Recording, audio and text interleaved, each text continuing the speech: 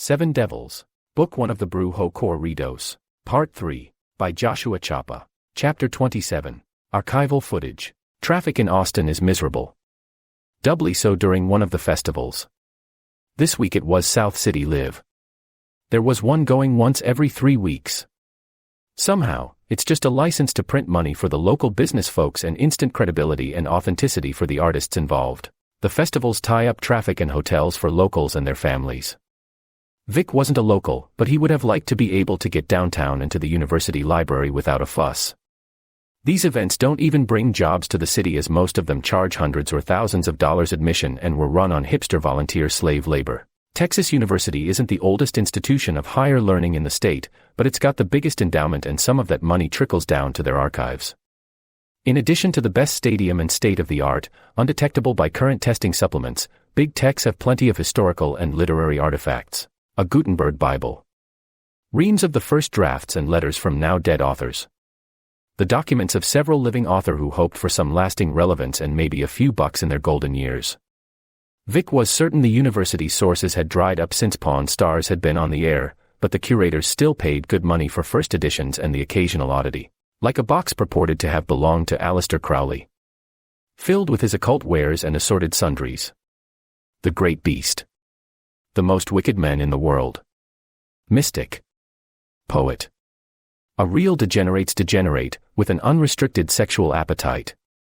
How the library got the collection is anyone's guess. A monolithic, prestigious place like this becomes quite the pillar of geomantic energy. Certainly one could and several have harnessed these energies directly, but it is most easily utilized by masons and city planners as a defensive stronghold against too great a disruption of order in the state capital. And a vault for magical items best left locked away from the grubby hands of people like Vic. Geomancy is the study of the flow of supernatural energy. It has its own laws that are not too divergent from science, conservation of mass and whatnot, and it is heavily influenced by the natural world. A flowing river, a wind current, a volcanic eruption, all such events and occurrences are reflected in the supernatural realm. The flow of people or animals is echoed as well. Events color or taint the land. Even the most mundane individual can feel this in a place of historical significance. Less than that is the feeling of relaxation and comfort one has from their home. A church can often be the site of a holy event on its own, or a place where the energies of the faithful have sanctified. Places of learning, to some degree, calcify the creative spark into something almost tangible, if limiting. No, that's the wrong word. Focused. There is no place for the unknown or unexplainable. The insistence on the non-existence of the supernatural does a good job of stifling and then eventually completely nullifying any magical effects. And despite what churchgoers think, this infectious reason is not communicable. Think back to when Obi-Wan Kenobi said, "If you strike me down, I will become more powerful than ever." Those idealized figures of reason, wisdom, and knowledge unconnected to any specific magical property, like Athena or whatever, so permeate the scientific method that they have sacrificed any tangible form and are instead foundational pillars of existence. Of reality. Tesla, Einstein, Galileo are science. Not scientists. As such, places of learning are usually magically inert. They're not completely safe from threats. Demons can attach themselves to specific areas prone to criminal activity, and plenty of college kids experiment. Drugs do open up awareness to the supernatural, and plenty of spirits are drawn to the vulnerability debauchery invites. But most kids grow out of their Ouija and magical buffoonery like they do their diddling of anything that moves and imbibing anything that will get them high. Except for the ones that don't. So the university special collections is a great place to keep spiritual artifacts safe from people less reliable than Vic. Not that it's very hard for him to navigate the bureaucracy of a library. They used to be where wizards lived, back in the day. Vic was on record as an adjunct instructor at an online, for-profit university, and so he had some academic credentials. It would get him laughed out of the room if he tried to throw down rhetorically with someone at a conference. It did occasionally get him on the History Channel as an expert. More than that, it let him apply for various programs and exchanges with the ID card and .edu email. He hadn't paid full price for Microsoft Word in years. The card got him in and let Vic fill out a form to see the box. Vic hoped he was the first to think of the type of caper he'd thought of now, or at least the first to utilize magic to achieve his goal. There's no such thing as an entirely original idea. Lots of drugged-out co-eds have been up here on a dare, he was sure. They had just watched a scary movie or read a book, it does still happen, and think they want to fuck with the occult. Even if there are easier places to fuck around on campus. And there are also plenty of things that are worth millions of dollars in this collection, so the university security is tight. Pulling off a heist of first editions or author's letters is a low-risk, reward situation. The market's not very high for them. The security measures involved, closed-circuit security cameras and surveillance, as well as RFIDs in the folds or spines, are to ensure Northwest vandalism takes place. You have to respect the place if you're going to pull off a switch. Vic handed over his ID and filled out the form properly. He asked for something relatively innocuous. But during the flirty, small talk with the librarian he borrowed a post-it and drew the sigil on there, said the command. The woman brought out the wrong box and guided him to a study room. "You have an hour, sir," she said, her voice flirtier and of a higher pitch than normal. Vic asked her to come back the last 15 minutes. The cards would have their price too, if they were genuine. Some casual sex would be a good distraction for the spirit possessing them if things didn't go as planned. Vic opened the box. It was almost a cube, each dimension was about 1.5 feet. A binder with plastic sheets holding the letters of the great beast. The container was quite sterile and almost disappointing. If someone tried to poke around with impure intentions, or they wanted to drain the letters of their residual essence, they might spark some of the defenses Vic felt throbbing amongst the effects. If you intended to aggrandize the men, they likely would allow you to do your work. Vic wasn't after that, but even if he was, it wasn't as volatile a prospect as handling magical dynamite. Vic knew what he was doing, hence the latex gloves. He wanted something else. Aleister Crowley's tarot deck. The description wasn't clear what that meant, precisely. He designed a deck for his own divination and marketing, the rights of which he likely lost. The men died penniless after all, but go on Amazon and you can order it. Before his skepticism and reason kicked in, Vic just held them in his hands and basked in the presence of one of the more infamous magicians of the past 2 centuries. They did not immediately cause any sensation in Vic aside from this sentimentality. It was like holding one of Ozzy Osbourne's empty bottles of wine. If the deck had been the set Aleister Crowley personally used or even learned with, that'd be useful. If it was a prototype of the design that he composed himself, that would be just as good. Maybe better. If it was just something he had but never used, or was a set of fakes, it'd be useless for Vic's plan. The box wasn't anything special. No fancy filigree, engraving, or etchings. Cello tape held it together on some parts. It was his. Vic could feel it. Original. There was a partial thumbprint on the adhesive. Vic had no way of knowing if it was the man's, himself, but this was his box. Vic slid the cards out of the box. Crude drawings. Screen printed. Similar to the illuminations present in some earlier or lesser versions of Alice in Wonderland. Some of the cards with military imagery displayed contemporary, for Crowley, and historical soldiers from several different nationalities. As long as they were all European and white. Any depiction of a woman was scantily clad, when they weren't skyclad. Most of the male figures bore a resemblance to the beast, himself. If you held the cards close you could see the tricolor dots that made up the color, fading. The designs didn't match what was marketed as his proprietary design. Probably an early draft or a functional collection. Vic hesitated. He wouldn't put it past someone like Crowley to place some kind of gotcha spell on his personal effects.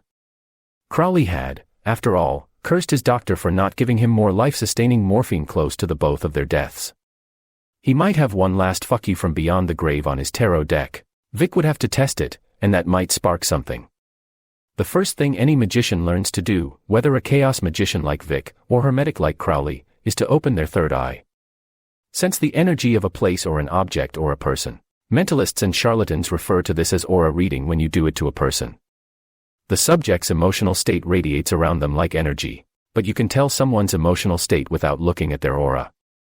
Without magic, it becomes little more than cold reading, and with the clues and cues, it gets very warm the longer you interact with them.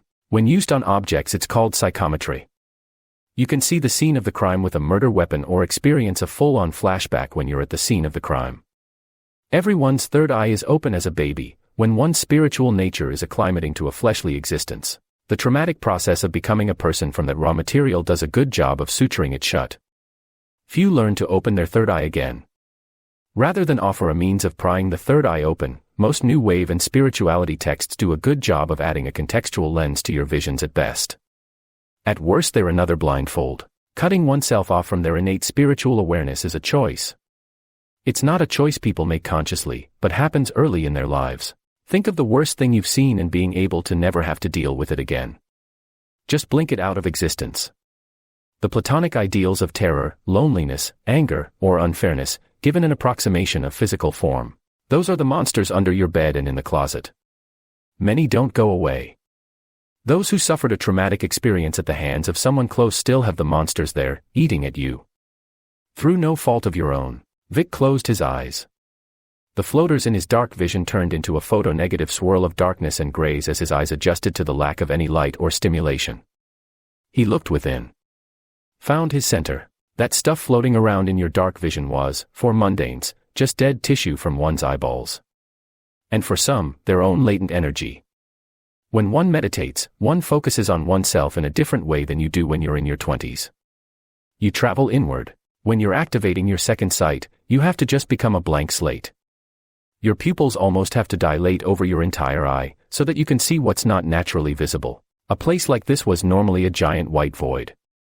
As one focused on an area with a corresponding place in the real world, you can see shadows of people's emotional reactions. Whether they're really into that book, or really turned on by those educational Renaissance and National Geographic collections, or if they're finger blasting each other. The cards didn't give off any energy. But once Vic glanced around and made sense of what was going on, he saw the men.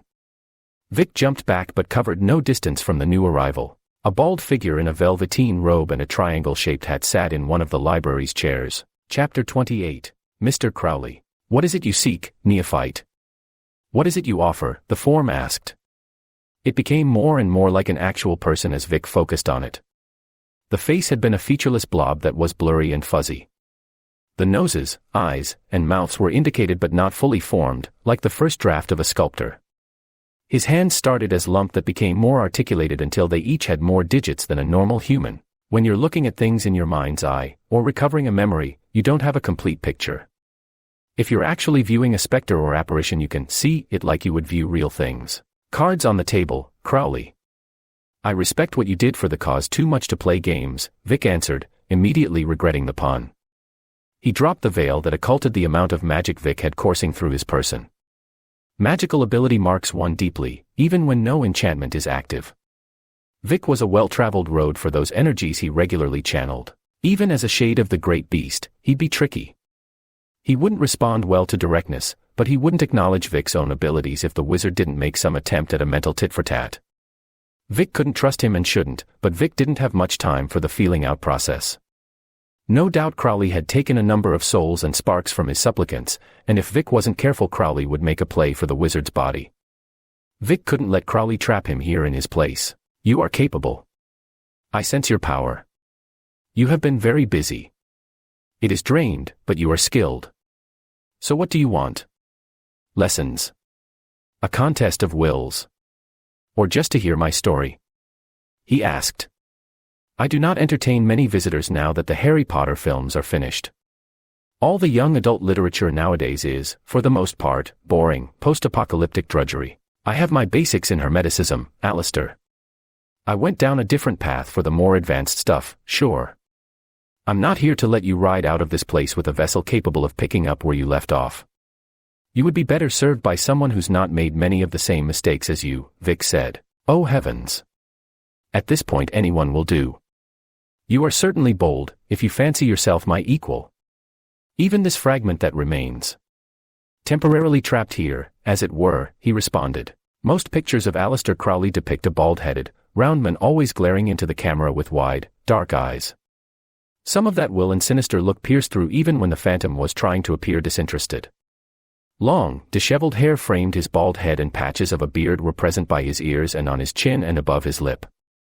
He very much looked like an upper-class, possibly noble, prisoner. Not one that had been subjected to more than a weekend in the pokey by a vindictive, egalitarian-minded jailer. If you wanted out, you'd be out. But you enjoy getting the scrubs who try to sit at your feet and offer you parts of themselves. Whatever is left of you has, if not literally, in practice at least, become what your detractors long accused you of being when you were alive. A corrupter of naive, dumb youth, Vic said. I have, haven't I? Well, it is an unliving. he answered. A wave of his hand dimmed the lights and Vic saw several dozen human shapes of all sizes, so long as they were overweight or obese. They were almost photonegatives of the co-eds and goth kids who'd come to Crowley, asking for some power and offering bits of their souls. When he dimmed the lights, as it were, Vic could see Crowley's own form was not the homogeneous, corpulent, bulbous white shape that he was when he died. It was instead a patchwork or Frankenstein's monster menagerie of body parts taken from those few who did have some magical capability. There were more than just one pair of limbs. More than one set of each extremities.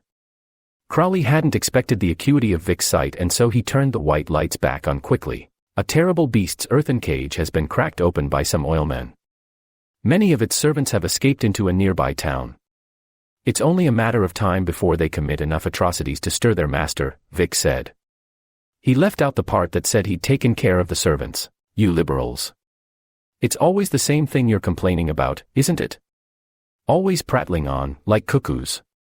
He mocked and took a sip from a skull goblet. I'm not some hippie earth shaman. The company's paying well for me to take care of this so they can get back to their work. Vic responded, clearly. You would certainly be more entertaining if that were the case. Maybe I would hear you out. As it stands, you have yet to convince me why I should, he said. Well, your tarot cards here would serve as a reliable enough source of magical paper for me to cleanse and turn into wards. I just don't know if there are only 78 demons to dispense with. Vic said, probably not. That is not a round or numerologically significant amount. There would be a lot more than that if it's as bad as you say.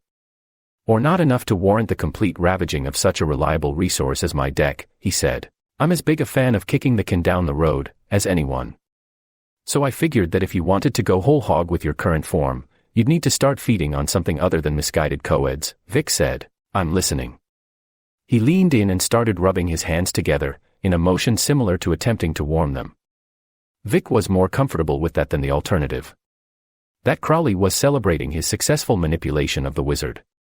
Vic pulled out the bit of wand he had recovered from the cafetorium. It glowed with the last bits of the demonic energy, a snack. To attune you to the big guy. If you can maintain your being and aren't so twisted, Vic said as Crowley visibly took exception, more twisted. We could see if you could take down the big bad. Or rather consume the remaining essence after I defeat it. You won't get all its power, but it'll be a good start on that bad path. This doesn't sound allowable by any organization of magical enforcement. Unleashing the great beast, empowering him. Setting him on a world that is just begging for a new messiah, he added. The closest thing we have to authorities passed on the contract.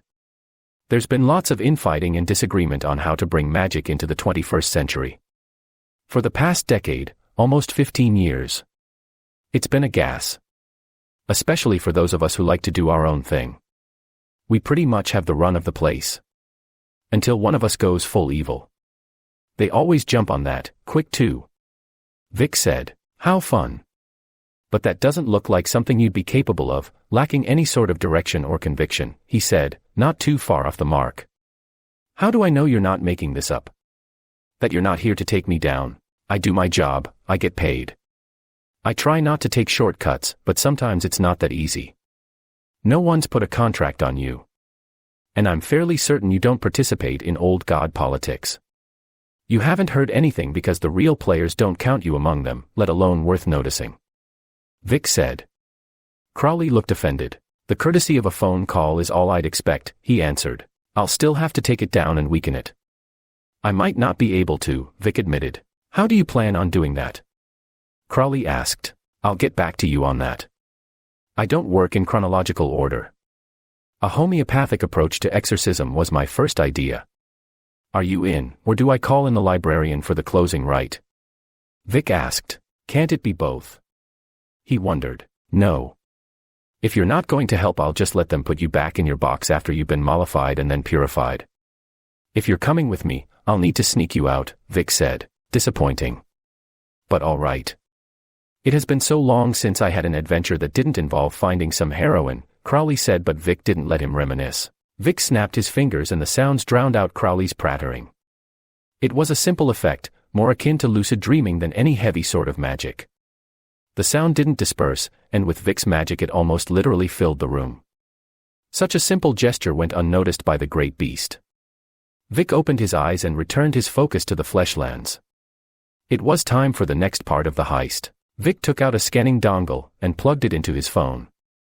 He was more than content to leave the box until he noticed his handprint on it. Vic would have to replace it too.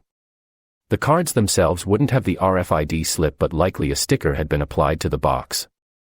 The device registered the signal and Vic pulled out a poker chip and held it next to the small electronic doodad. The higher denomination of casino chips have similar microtransmitters in them that interact with the tables and to prevent theft. With a brief incantation, Vic could have the chip produce the same signal as the cards did.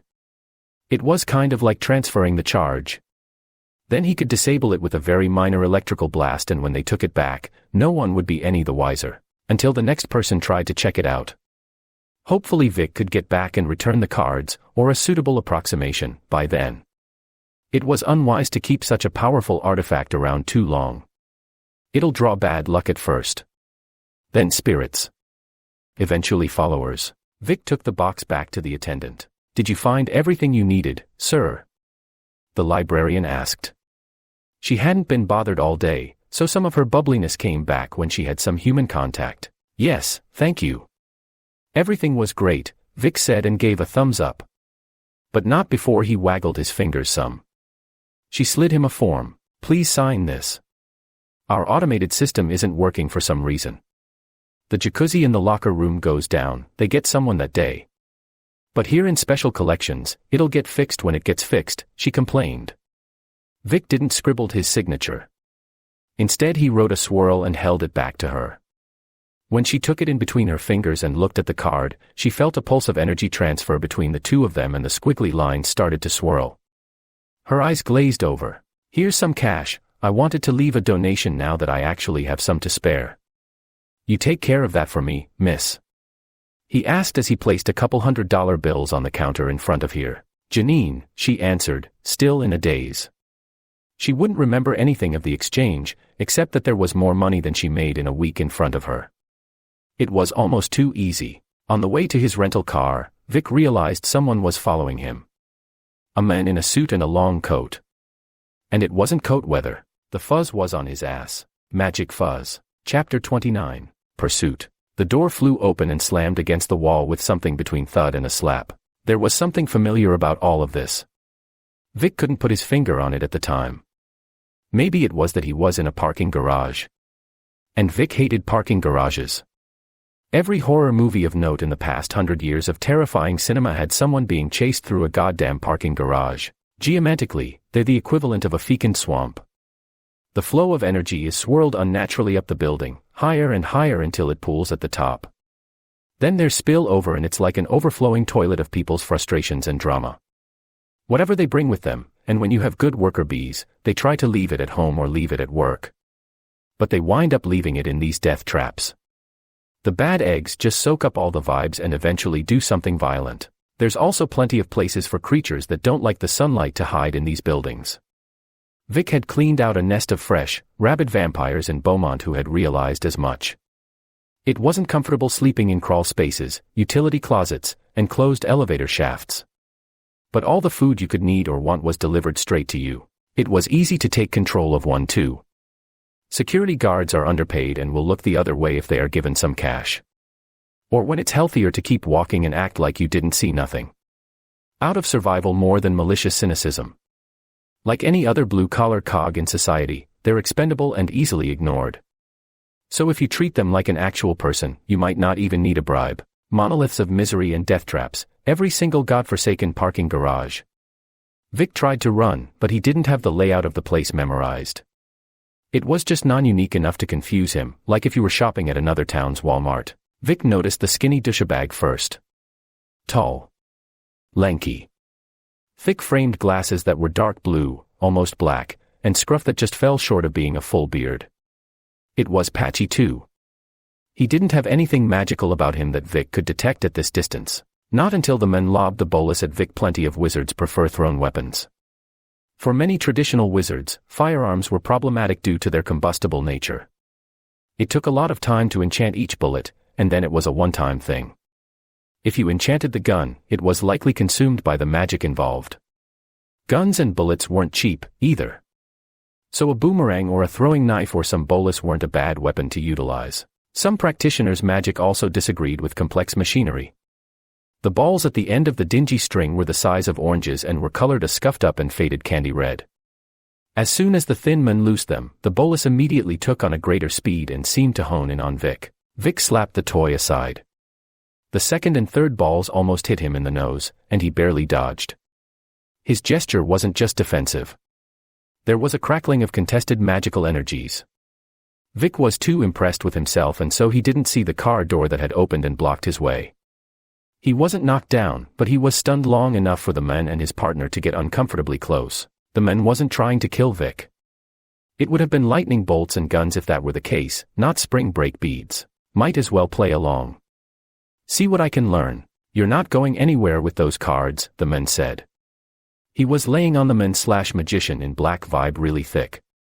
His coat was black, and the get-up underneath was dark plaid. Vic hesitated and someone else appeared at his side, a WIB. She quickly grabbed Vic's wrist and pressed him against one of the parked cars. The man made the distance in a second and caught the box before Vic dropped it. Vic told himself he was just playing along, that it would be easy to pop back in his dislocated shoulder, and this was all part of his plan. Arg. So the ends justify the means, huh? Out in public using your magic judo? Vic asked, trying to figure out what to do next. He needed to stall, but all the extra time was doing was making him sweat more visibly. It's not in public. It's a parking garage. You know better than sneaking off into one of these. You didn't think anyone would be watching. That scrubs don't try shit like this every day, he said, correctly. The box disappeared into his briefcase and the woman produced a taser and jammed its charge into Vic. She seemed to know where to prod so that it would bypass Vic's personal defenses. Underneath his shirt, below his right rib. The shield was not entirely bypassed, it helped him stay conscious and fully aware of the pain to which he was being subjected. All part of the plan. You caught me. Just tell me how you did it. What did I do wrong? Vic gurgled, trying to stall some more. He couldn't go down like this, he had a bad reputation to maintain. You almost pulled it off, but were too careful. You know a place like this is, magically, a still pond. Any flashy stuff is going to cause waves that people like us are here to deal with, the man said. You're not even the first guy this month, but you are someone who should know better. Tell us why we don't just toss you in Lady Bird Lake with an albatross charm around your neck, right now. The woman asked. She was playing the bad cop, as do most witches who take to some position of authority. Everyone Vic had met relished in it. Murder is wrong. Vic asked, hoping they would agree. So is theft, she responded. Because I'm answering your questions and will continue to do so if you stop frying me long enough to tell you what you want. You just need to step off, Vic said. The woman responded by sending another surge of electricity through Vic with the stun gun. His muscles tensed and he might have lost control of his bodily functions temporarily. He hoped he wouldn't have to throw away these clothes. You're right. You don't have any recent stains. But you're not new to this. You're too good to just be some fanboy, the woman said. Hey, Jimmy Page was a Crowley fanboy and... Vic was cut off with another jolt. And you're not registered, so make with the answers, the man said. You know the border area isn't beholden to any authority. Not since Pancho Villa executed his curandero, Vic said. Showing off his knowledge of history might make them less trigger-happy, and any efforts to civilize the area have ran afoul of the cartels. Just because you city folk are far away from that conflict doesn't mean you can paint with broad strokes and kill magicians willy-nilly. That gave her pause and she let Vic go, but the man didn't seem like he'd return the goods. So who do you work for? You do a good job of acting like cock of the walk. You're going to need to have some backing if you want to walk away from this attempted theft, he said. I was borrowing it. Didn't plan on keeping it, Vic offered. Well then you need permission from us. Which isn't coming unless you sound really scary. Of course it'd be easier to send a message than capitulate to threats, don't you think? The woman asked. I'm not cartel. So no one needs to get head choppy. I'm operating on the authority of the Subterra Authority for the oversight of drilling and mining, Vic said. Fucking roughneck. You don't look like you've worked a day in your life, he said. Moisturizer. Plenty of sleep, Vic answered. He raised his hand and they saw the contract brand shine. God damn it. One of them said first, but the other almost joined in unison. You make trouble for Texas Oil and you better bring big guns.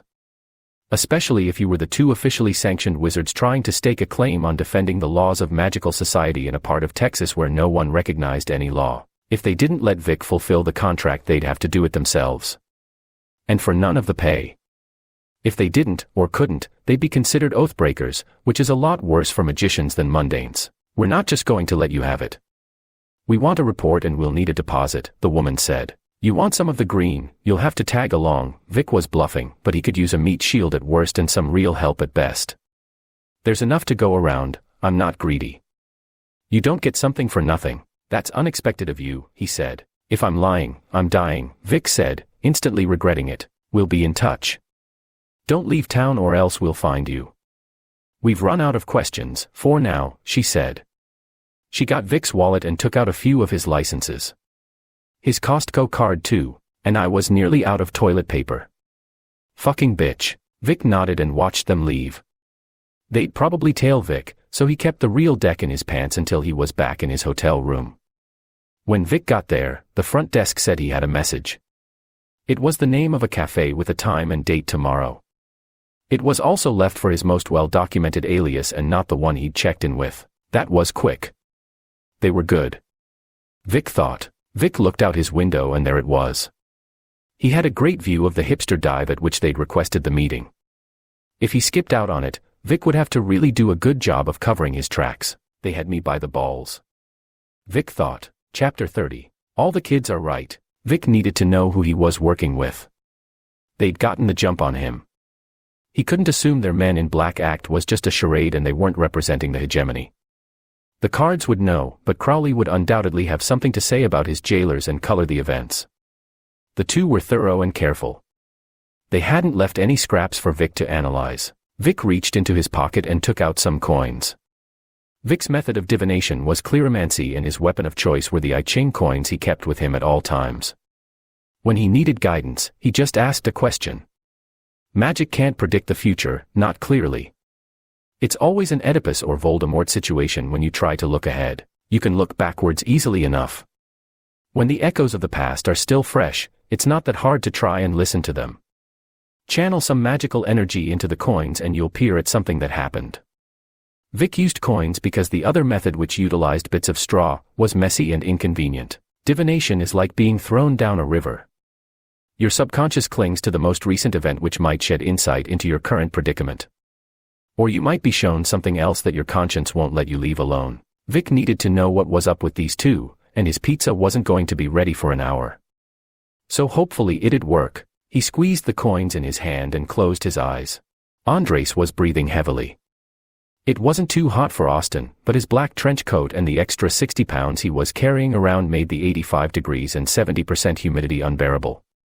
He didn't lose the freshman 15 when his GPA necessitated he enroll in the local community college to regroup, and he technically stopped being one. There were a lot of stairs for the kid to climb on his way to the special collections.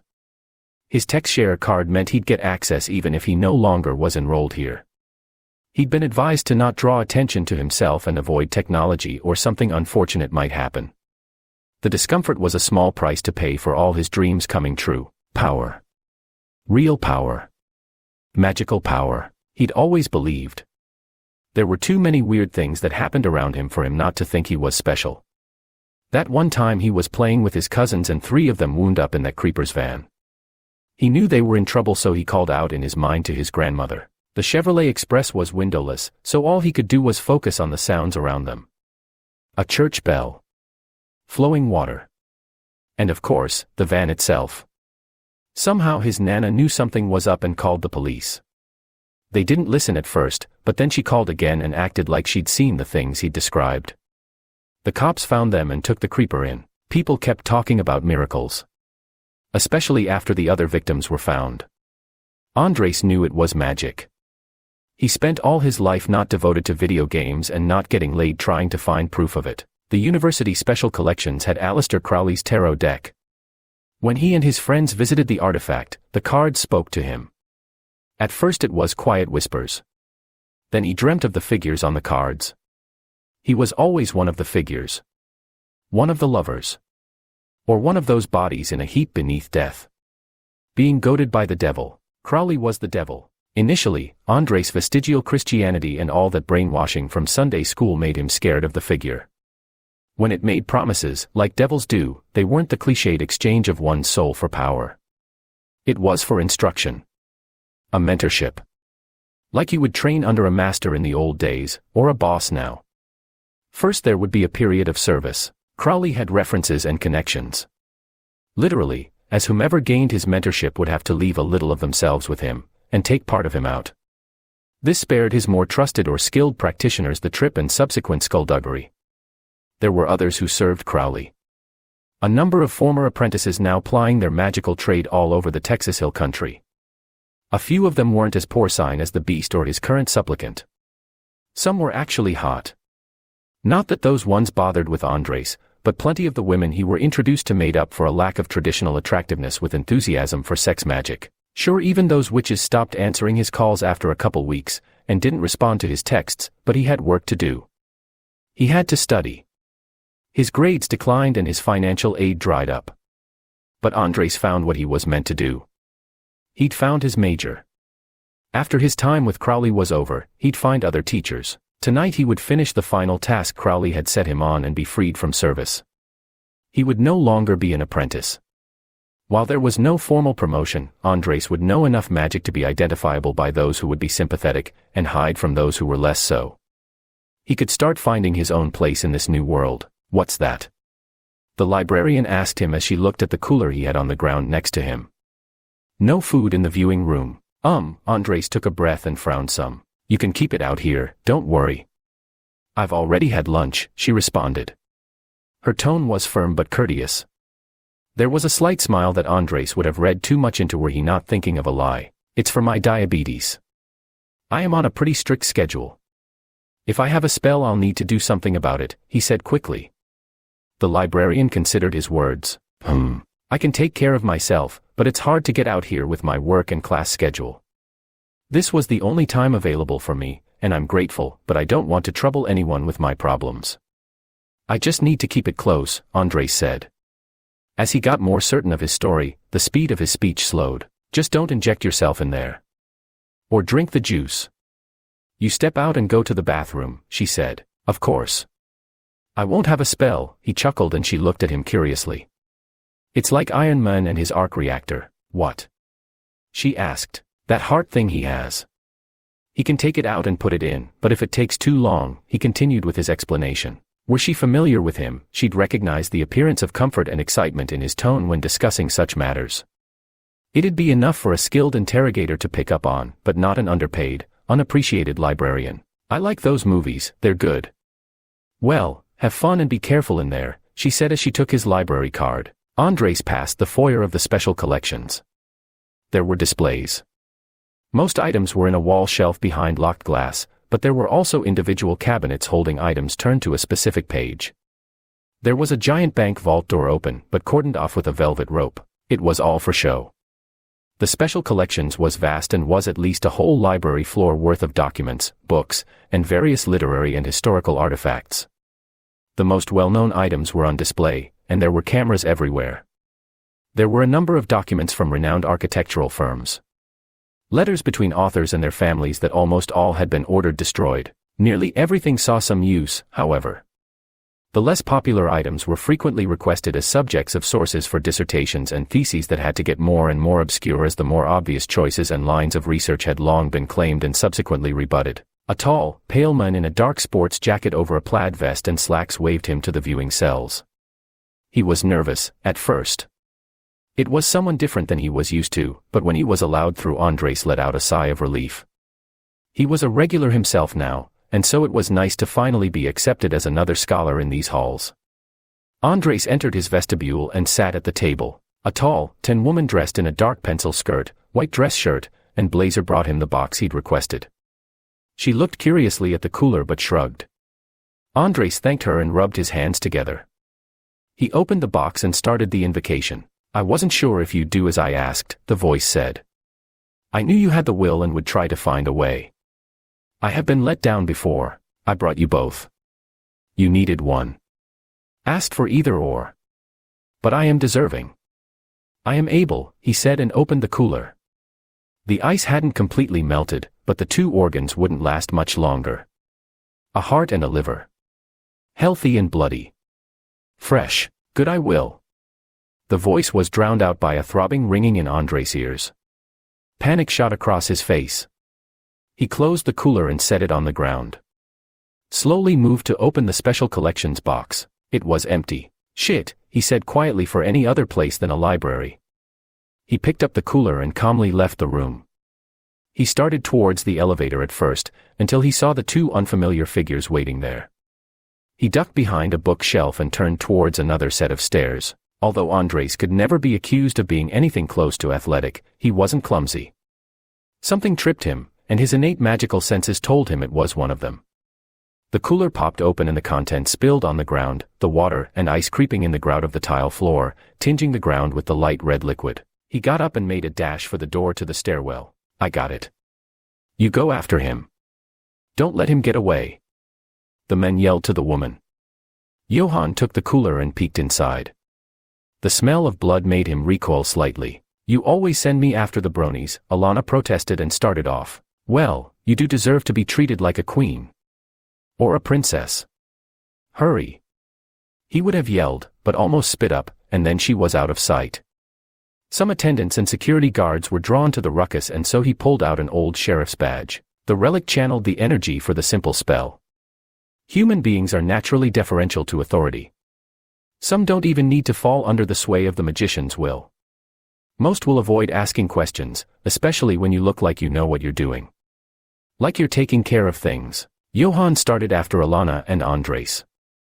The hurried clop of feet down the stairs echoed up the stairwell.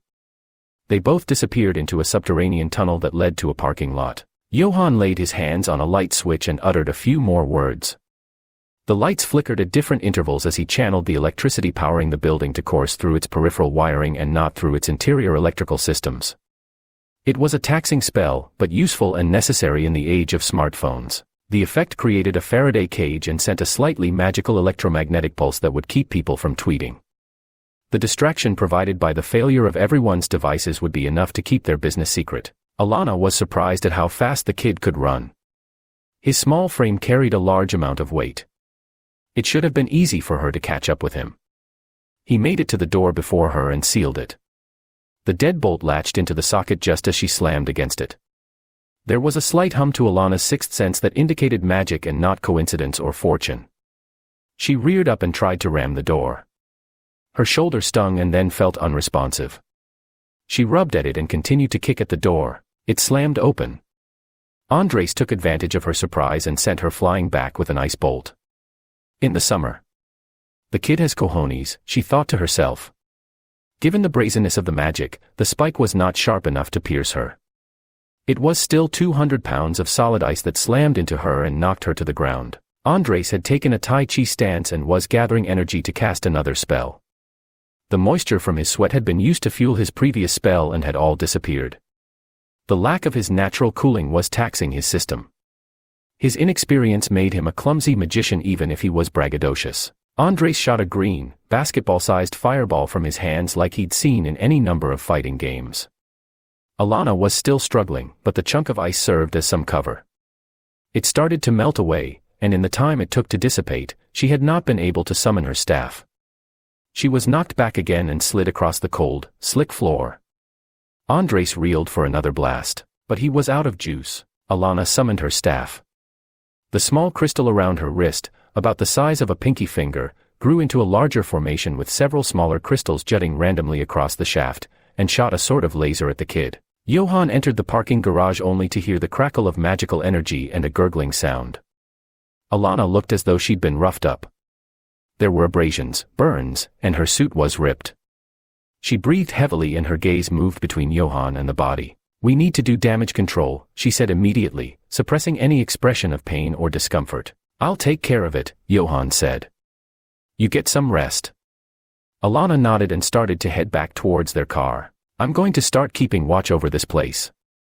Not just a beacon for activity. This has happened too many times already, Alana said. Johann closed the distance between them quickly. He barely kept his footing on the wet ground. He covered up his awkwardness, or perhaps drew attention to it, by sending his hands into his pockets. Are you sure that's necessary?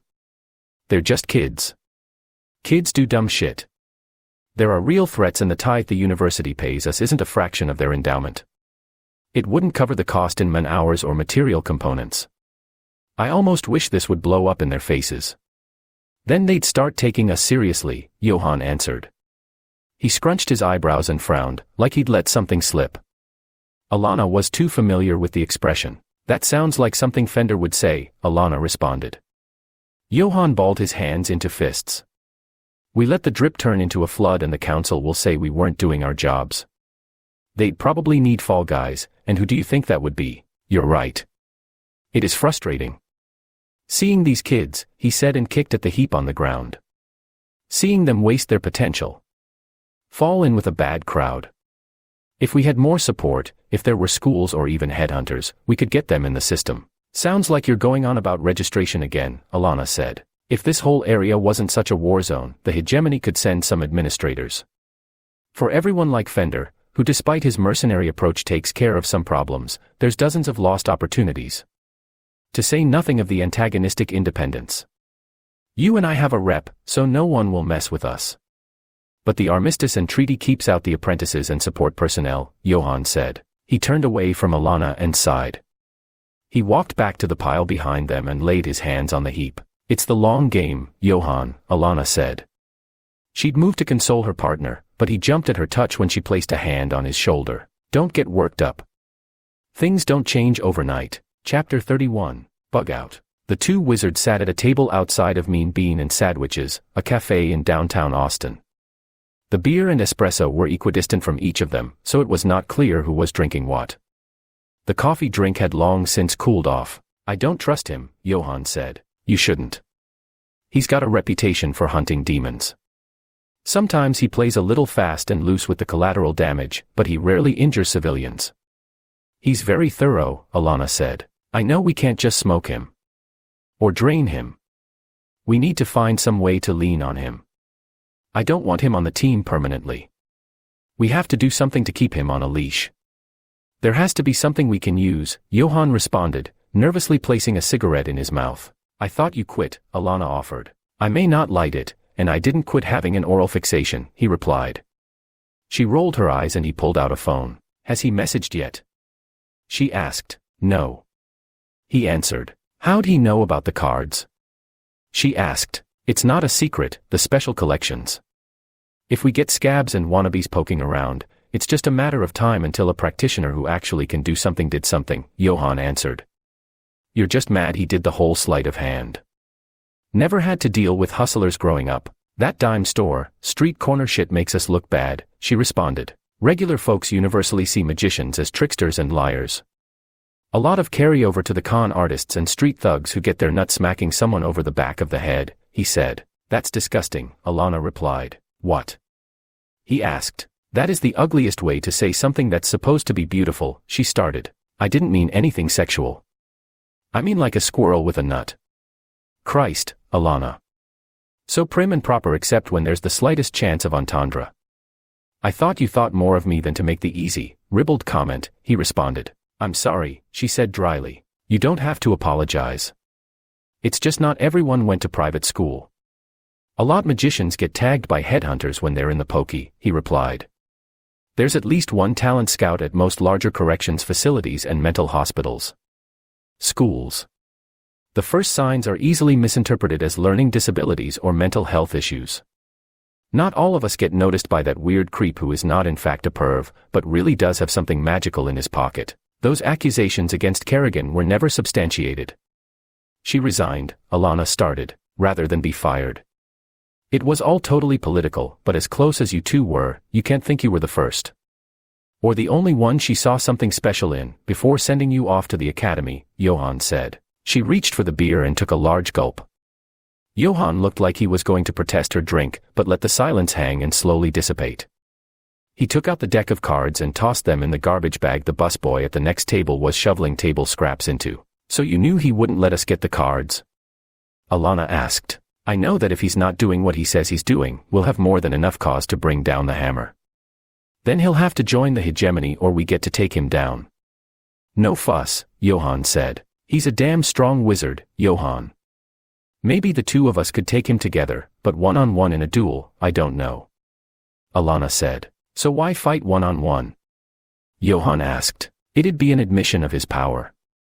It's like when you were a kid and there was one guy who always won everything, Alana responded. I don't follow, Johann said, taking a distasteful sip of the espresso. Yuck. How is that? It's basic magical theory. Much of humanity exercises their innate capability for magic in the form of belief and obstinance. For most, the power of prayer or positivity comes at the cost of the potential to become a practitioner. Belief and affirmation is one of the most powerful forces in the world. Oath-breaking, lying, and betrayal, and the subsequent animus illustrate this. We are all human, too, and so we're not immune to the effects of belief and groupthink. It's one of the hardest to flout, and can actually unravel our spells, Alana asked. Yeah, those of us who came up on the streets didn't get the book learning, Johann said. Alana kept looking at him curiously. My mentor favored certainty over conjecture. So I got enough training to make me a useful catspaw.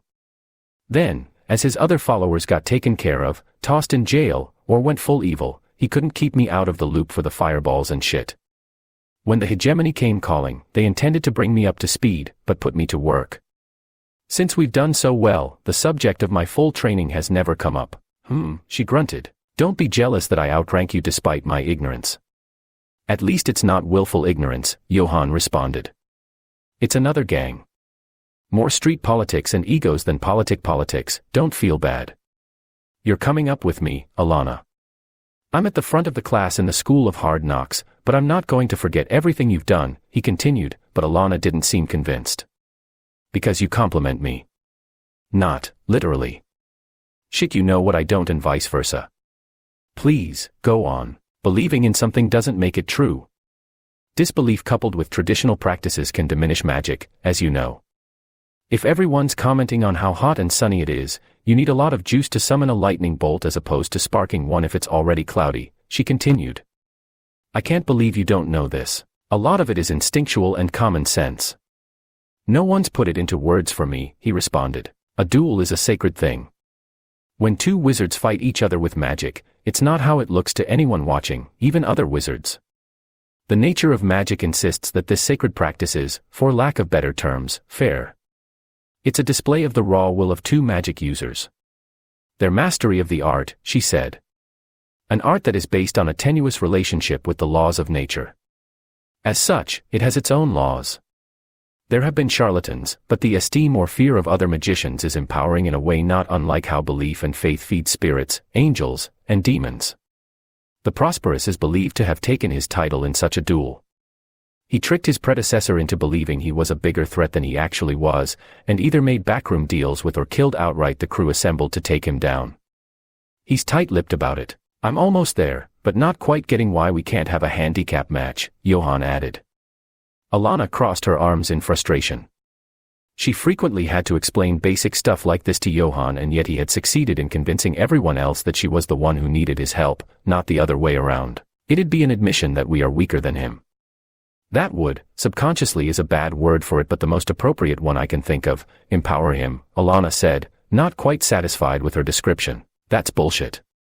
If a wizard goes full evil, it'll take a bunch of us to stop him, he said, unconvinced. If a wizard joins the dark side in a truly tangible way, merges with a demon or turns into a lich, she said, considering the possibilities, they're not a wizard anymore.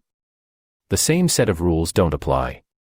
Existential threats are written of in the various treaties, agreements, accords, and contracts. I didn't realize there was so much paperwork involved, Johann said, taking another pained sip of the espresso. Vic is bound to his duty. He's literally contracted and the agreement checks out. So we can trust him unless he thinks we're expendable. Even though he works alone, the times he has played Marvel Team Up he hasn't made a habit of leaving anyone dead or not paying his part of the tab, she said. And if that's going to happen, it's you guys who are going to do it. Not me. I'll be dowsing for mineral until they deem my debt has been paid off. Probably as a ghost or something, the busboy said. Vic dropped the veil and placed 3 beers on the table. How long? Johann asked. I thought you weren't coming, Alana said. Vic couldn't tell if she was surprised or not. I hate to play the "I could have killed you, if that was my intent" card. But we need to trust each other. I get that you've heard the stories. Not all of them are true, Vic said. The other two were hesitant to drink the beer, so he popped one of the caps and started drinking. I can kill these if you're not interested. Or I can share. Alana took one. Johann didn't. You sure do act shady for someone who wants to be trusted, Alana offered. We all think we're a few steps ahead of each other. One of us might be. I reconsidered and figured out a few things I'd need. I'll let you guys get them, if you're serious about this. If you fill out an expense report, you can get reimbursed. This is now a business lunch, so seconds and dessert, Vic said. Alana took the list and then passed it over to Johann. Neither took him up on his offer. This is doable. You're either trusting Crowley too much, or you're overconfident that you can take him down, Alana said. Johann considered the list for a bit longer. I don't worry about things. I do everything I can, consider every inevitability and take care of it. If I was working alone there might be a risk of things getting out of control, but between the three of us I think we got a handle on it, Vic said. I don't play well with others, true, but this time I ain't playing. Things could go badly. I know I don't have much faith in the hegemony, but this is me swallowing my pride. You're fine with sharing all that money?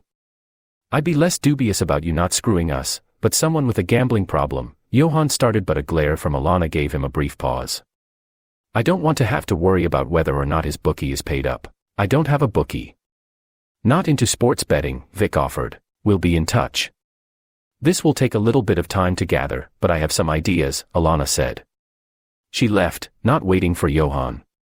He didn't say anything but eventually followed after her. Chapter 32. Old Stretch. The binding would be a relatively simple affair. Dispatching the big guy's lieutenants had ensured that he would not receive a steady supply of demonic energy, nor would the lure of whatever chaos his subordinates stirred draw him from his jail. Even though the creatures were independent and impudent, their destruction came at considerable cost to the big guy. They were parts of him. Whereas the Swarm Lord was the twisted consumers of his detritus, the birds that boldly frittered about the slumbering lion, the others were more like actual limbs or organs of his spiritual body.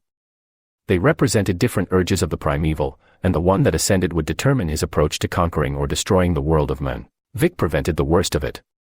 They could no longer harvest the worship and terror of the inhabitants of Pena, and so the big guy was stuck. He was vulnerable. The scraps of the big guy's followers that remained would serve as a focus for the ritual.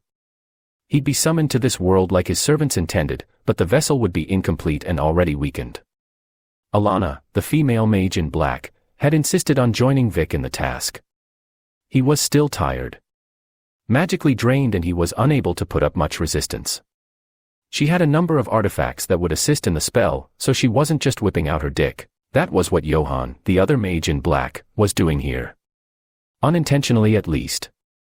They switched good cop/bad cop roles from the parking garage.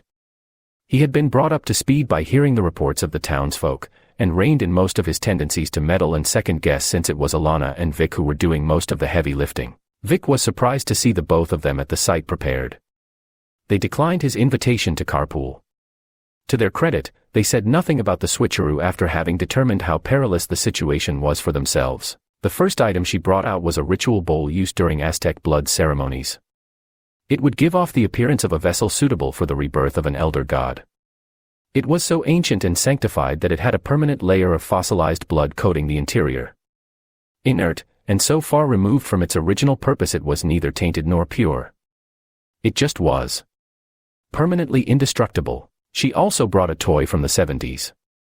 One of those dolls that stretched. It had a history, not as lengthy as the bowl, but give it enough time and maybe it would rack up a suitable body count. Its use to the wizards this evening was due to its dark history and nature that, were they successful, they would be bolstering. The doll was first used in several murders. A boy received it from his incarcerated father who had to do many terrible things to get it. When the boy showed off the gift from his father, a schoolyard bully quickly claimed it after school and destroyed it. He ripped it apart and made the child eat the cornstarch jelly that was inside. Being diabetic, the child died shortly afterwards. One of his friends came home after his funeral to find the doll. The boy told a reporter the doll spoke to him, told him how to repair the doll and leave it at the bully's home. He claimed it wasn't him that hung the bully from the Judas tree. There was no signs of struggle. No one knew if it was a murder or a suicide. They didn't even think it was the same doll. This one was in mint condition, not damaged if the stories are to be believed. The involved families had enough tragedy in their community. No one talked about it and life went on. The more superstitious among them decided to quietly dispose of the doll. No one knew who did it, everyone thought someone else had taken care of it. When they heard of similar stories of murder involving the doll across the country, they just kept it to themselves. Vic didn't ask how Alana acquired it. There wasn't time for that. Full-time wizards do, in their journeys, acquire all sorts of artifacts. His curiosity was tempered some, since the Chucky movies creeped Vic out. At least before they went full camp. Maybe it wasn't this doll that inspired those tales. Malfunctioning Teddy Ruxpins terrorized children and ate their fingers all the time, too. Not every single one of them was acting under demonic influence when they chomped on those delicious sausages. Of course there were the tarot cards owned by Aleister Crowley. The spirit would cleanse the residual demonic essence after the exorcism and consume it into his being. It would grant him some greater capabilities, but this was truly a lesser of the two evils situation. He was at one point human, and lived with madness. While reformation couldn't be considered for the spirit of the great beast, Alana, Johann, and Vic could bribe him with pleasures. Get him on their side and act positively, if not good. Get him some sort of job if the pay wouldn't be too terrible a deal. The last part of the ritual took a few favors called in on Vic's part. Flor was able to get him the damaged cross that was present at Father Miguel Hidalgo's church where he led a group of rebels to martyrdom. Or at least the display replica they had at a museum in Chihuahua. Every shrine to the men had something from his plight. Although he had fought the good fight, his involvement in secular politics and the consequent assault on his holdings weakened the sanctity of such an artifact. Hidalgo's own legend and power grew after his death. Many places were named after the Mexican hero. That granted him the esteem and regard from a spiritual sense. His neglect of his priestly vows also weakened the holy nature of such an artifact, even if it did create a noble bloodline through his misdeeds. Vic wasn't going to profane the supposed artifact of a national hero here. It had power. Not holy power, but power nonetheless. It could purify and channel the energy summoned and force open the spiritual bounds of the demon completely. Were it in the hands of the big guy's followers, they could have probably let it out pretty easily. In the wizard's hands, they could draw the big guy from its cage so that they might face down and reseal the primeval. Or die in the process. Martyrdom would not be unexpected, given the history of Miguel Hidalgo. Johann helped Alana fill the vessel with the greasy ash of the defeated demons. More of it fit in there than should have in the punchbowl-sized clay container. The remainder was forced into several cuts on the doll's body that they made. Then it was pulled onto and wrapped around a cross similar to an effigy.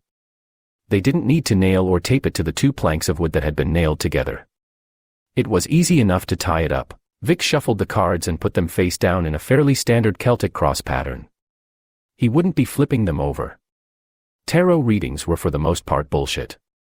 You'd luck into something insightful when applied to your situation, but really it's hard to find something completely off base. The standard spread would just as easily serve as a portal from whence the great beast could emerge. When it was time to face the big guy, Vic got the cross and prepared to stab it into the ground. Alana nodded to him. Johann was expressionless. He was just shifting his attention between the priceless arcane artifacts on the ground and the fissures that would soon grow considerably. Maybe even swallow all of them whole. Vic jammed the thin metal barb at the end of the cross into the ground and the energy unleashed proceeded to pour out from the artifact like water. A trickle at first. Wearing away and cracking the ground, disappearing inconsequently into the fissure. It grew to a stream, then a river, then a flood. There was a moan and a whistle, like something great was taking a deep breath. Alana emptied the contents of the bowl into the air towards the doll. A gust blew it and it seemed to take the shape of a humanoid form before disappearing into the doll. Everything was quiet. Did we do it? Asked Johann. We have to act fast. The energy is pooling into the doll and if we do not attempt to infuse it with holy and magical energy, the big guy will gather its strength. We must let itself pull itself together or else there won't be enough of him to dispel for good, Vic responded. Alana nodded and started channeling magical energy. Vic held the cross, ready to stab the emerging demon with it like a spear. Even Johann was helping. He was waving his hands, guiding energy. The time came. The doll started to writhe and grow. It was quickly man-sized. Then it was the size of a gorilla. Then a grizzly. The shape was of a blob, not just because of the vessel they chose. It was likely a demon lord of sloth or gluttony that had become trapped down there. Or both. If it wasn't one, it became more like the other. Oil can be consumed by demons as a source of food. They aren't poisoned by the chemicals like humans would be. Any demon trapped for so long in an earthen prison, no matter how hungry, would grow listless and fat. Vic readied himself to stab the evil mound and did what he could to channel the white energy of creation and goodness through him and into the weapon. Alana's surge had stopped. Vic turned to see what happened and got hit in the face with a kinetic blast by Johann. Alana was on the floor reeling. He acted quickly, cutting his arm and pouring blood on the cards. Johann produced a mirror, gold with thelemic symbols and engravings. From the object, what looked like molten gold poured out. It landed on the cards and a naked, fleshy mass emerged. Aleister Crowley. There were no words exchanged between them. Despite his doughy form, he bound onto the demon. The big guy had shrunk back to the size of a man after Alana's blast. Crowley sunk his fanged maw into the creature and started to drink. Their forms soon melted together and ascended into the sky, before plummeting down back to Earth like a meteor. Chapter 33. Endgame. Alana regained her composure and dove after the cards. Most had been consumed in the conflagration, but a few of the key pieces of paper remained. Crowley had acted before Vic intended, and the great beast was more powerful than Vic expected. The fiend had not been beaten, nor had it fully awoken. Crowley had made a gamble, exhausting the last bit of magical energy in many of the cards to allow an attempt at consuming the beast's essence. That part of the plan, but Crowley was supposed to catch it at the decline of its power, not as it ascended. The last thing Vic wanted was for Crowley to gain an unmanageable amount of power as a result of their efforts. Vic recognized much of the tendrils he used to grasp the monster as perversions of that chorus of souls that had previously accompanied the spirit. They weren't his slaves. These, his willing servants. Agents who now fed him the power he needed for a chance at victory in the clash of dark wills. Alana could still use the cards as a focus for an exorcism, but they weren't surviving the green infernal flames in Crowley's wake. The vain creature examined its new form. He was disapproving of his, not entirely new, bulbous shape. He had fat, green skin with several crevices and folds. Tendrily hair sprouted out of the expected places, scaly, dried patches went up and down his body and limbs like a snake who was molting. Any display of his magic or power would result in a sickly, green glow emanating from the cracks of his skin, and some of his drying scales or skin would turn into ember and blow off in the wind. He made such a display when Crowley expended some of his energy trying to give himself an idealized, aesthetically pleasing form. Like someone sucking in their gut, he flexed his muscles and assumed the shape of an Adonis briefly. The flames died down as he did, and he growled. As soon as he stopped focusing, they flared up, as though someone had turned up the gas. "Thank you, Vicente, your plan worked perfectly," he said, his voice resounding with the power of the void that coursed through his body. The timbre was distinct from his spirit voice and filled the immediate area around him. He was not forcing air into everyone else's ears. He was shooting his thoughts directly into their brains. It was painful. Mortal tympanic membranes were not meant to hear the otherworldly noises unfiltered. The penetrating and modulated sound cut into their skulls and brought with it panic and high blood pressure. Were they not wizards, it would have caused paralyzing fear and perhaps cardiac arrest. I did have to alter the plan. Your intentions were suspect. Fortunately, one of my followers was supporting me at your side, he continued. Vic looked to Alana and she shook her head, just as shocked and reeling. I got to him young. Taught him magic. Made promises and demanded fealty. Johann was like a son to me. His was not truly a betrayal, after all, but the delivery of a promise fulfilled, Crowley said, speaking as a parent would of his child. If the revelation affected Alana, she didn't show it anywhere but on her face. There wasn't any color left, but it was more than that. Whereas before her face was the radiant light brown of mixed races, it was now sickly. Like someone who had been out of the sun for months. Her eyes started to tear, but a few blinks cleared them. Her frown deepened a micrometer, and in that space was all the pain of betrayal and the loss of a friend. Some crow's feet were underneath her eyes, and they either had been covered in makeup or not present before. She continued to gather the items, cursing to herself. As Crowley had done the work of the ritual for the two of them, their binding tools were not completely exhausted, but reduced to the power of the charms and baubles.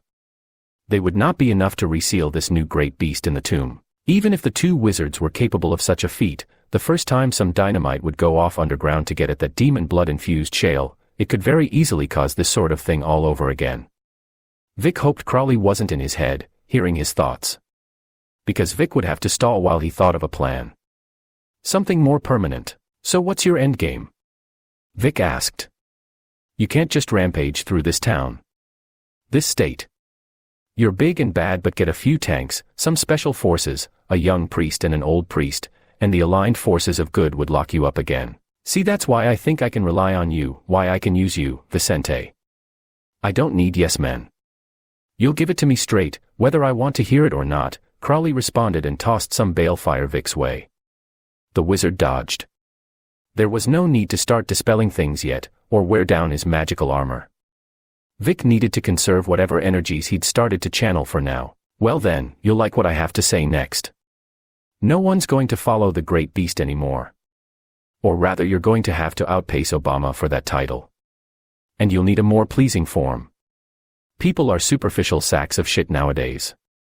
They wouldn't follow someone with a Jack Black vibe, Vic offered. I lived under the Empire when it was at its height. You're not going to tell me that people are shallow or that the depths of their vapidness are any greater than they were back then, he retorted. Crowley sat at a newly risen, cracked mound at the center. For anyone else, it would be an uncomfortable throne, but some forces in the ground paid their tribute to him with his seat. His form singed into the throne, further accommodating his shape. Despite the talk of appearances, he sat legs open and slouched. All his glory in plain sight for everyone to see, perhaps, but still. You've attracted a certain type. It was why you wanted to break out in the first place. You were always used to a wide variety of body shapes and orifices.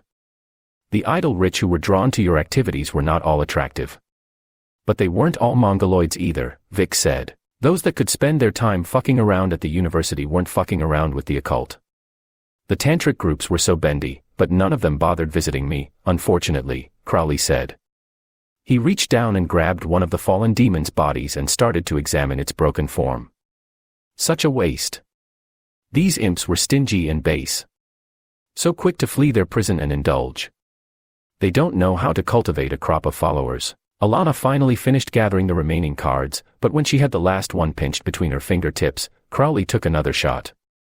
Not the piddling balefire he was tossing at Vic, but he opened up the ground and launched an oily, fiery boulder at her. For a second Johann looked like he was going to dive at his former partner and get her out of the way, but he stymied the urge and uttered something to himself. It wouldn't have mattered anyway. The stuff that shot out of the ground was not quite magma. It was more like a meteor that emerged from below and not above. Crowley didn't need to worry about missing. The strike was so large it blotted out her view of the sky as it landed. There was no sound other than the sick crunch. It exhausted a considerable amount of his energy. He melted more into his throne and started to ossify. He acted like he was unaffected, keeping his gestures animated and flamboyant so that those around him and those scrying the scene, a mixture of Alana's people, Crowley's followers, and a number of unaffiliated, rubbernecking magicians, would not be any the wiser. Vic couldn't let Crowley know he had fazed him. Were he to be a useful idiot, Vic would have to be willing to discard such entanglements in the face of Crowley's purposes. There was no love lost between he and Alana, but the death of another magic user who hadn't gone full evil was one of Vic's buttons. There's not a lot of good guys, and so when one of them died it was a spidey sense or disturbance in the force type deal for Vic. If Vic was prone to emotional attachments, he'd have a new toy. Not quite a tool, the energy from the emotions of the murder could take down another wizard. Not a demon lord. Maybe she was okay. Crowley had dealt with the one-shot Alana and Vic had it taking him down. Vic could still play to the demon's vanity and force him to power a glamour that would sap his strength, but that wouldn't get Vic close enough to the rim to make a shot. Well fuck. That would do it. And sounds about appropriate an end as any. Vic though. Vic didn't want to do it. What he'd thought of, just then. But he realized he had no choice. You can try it all day, but it won't work, Mr. Crowley, Vic said, purposely not clarifying. You would presume to tell me what I can and cannot do. He asked. Vic's quip found its mark. Fortunately for the wizard, Crowley didn't try another Mateo spell. He just made his displeasure at Vic's insolence known with several more bolts of balefire. One almost found its mark. Why don't you have your servants cast the incantations? They're watching the live stream, aren't they? Tell them to get off their asses and get you some nice socks, Vic asked. He didn't respond immediately. Either Crowley made the command and no one could answer, or he hadn't thought of it and none of his servants were capable. Crowley's body started to writhe. He summoned forth their energy. He seemed to sweat red blood, and in other places bleed outright. He was demanding those followers offer more of themselves to power the attempt. Soon enough, he was doing a decent impression of a fat Elizabeth Bathory and then reeled all his infernal might into the spell. Vic closed his eyes and tilted his head away from the scene. There was a burst. For a few seconds he was the Adonis again. He melted back into his previous form.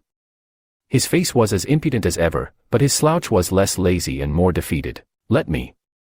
You needn't waste some of your energy or that unworthy blood of your followers when you have a perfectly capable magician here, Vic offered, and Crowley waved him down, beckoning the wizard to give the spell a try. The illusion wouldn't need to hold up to cameras, but still, painting white beauty over such vile blackness would take Vic's abilities to their limit. He had to try. Make the demon look a little better, but the purpose wasn't to succeed. Just to put on a show. The illusion splashed over Crowley's body like a disrupted image in water, and then summarily boiled away. If Vic had done it first, he might have earned Crowley's disappointed response, but the failure of his followers was still fresh in the demon's mind. You seem to have an exaggerated view of your capabilities, Vicente. Tell me why I should not merely add your minuscule power to my own. He opened his hands, palms facing the ground. Green light illuminated the area, but he was not casting it forth. Crowley was absorbing it from all around him. He had exhausted some of his energy. He would know better than to use enough of it to get within striking distance of Vic's magic, so he was just topping himself off, keeping himself stuffed with the newly acquired infernal power. Until he made other arrangements, his throne was the only place he could recharge. The summoning and subsequent failure at rebinding hadn't brought forth the infestation that Vic had dealt with earlier, but there were still imps and fiends drawn to Crowley like migratory birds and insects were to their winter destinations. Several of his mortal minions and those possessed followers which had avoided Montez and Vic's purging were now boldly coming out of their hidey holes and supplicating themselves to their new master. Like a gothic Disney movie, not all of them met with his approval. Those especially weakened by his draining were then picked up in between his fingers and he crunched them between his teeth loudly and not too differently than Vic had done to the shrimp and baby squid on his seafood platter the night before. Another display, for Vic and Crowley's other witnesses. None of them would have the chance to explain themselves, but none of them were capable of being more than a slave to the beast. He was still assessing Vic's value as a servant. Willing subordinates are, if they can be trusted, more useful than blind followers. Vic just had to be sure Crowley didn't expect what he was planning. So that would take something big. You're new to this form. Soon you won't need to bother with any judgment or shame of your body. Hell, you could probably have a reality show now and do just fine, but you're not after that sort of thing. You want lasting dominion. Not to be the latest trend signaling the world's collapse, Vic said. He nodded and at least was entertained by Vic's rhetorical flourish. So propose something other than justification of your own continued existence, he demanded. You could possess an aesthetically pleasing human, but unless it was a truly perfect candidate for such an honor, its form would not last very long, Vic said. And you need to build your support among the population. They need to rally around and focus on one figure, not someone who's constantly donning new bodies.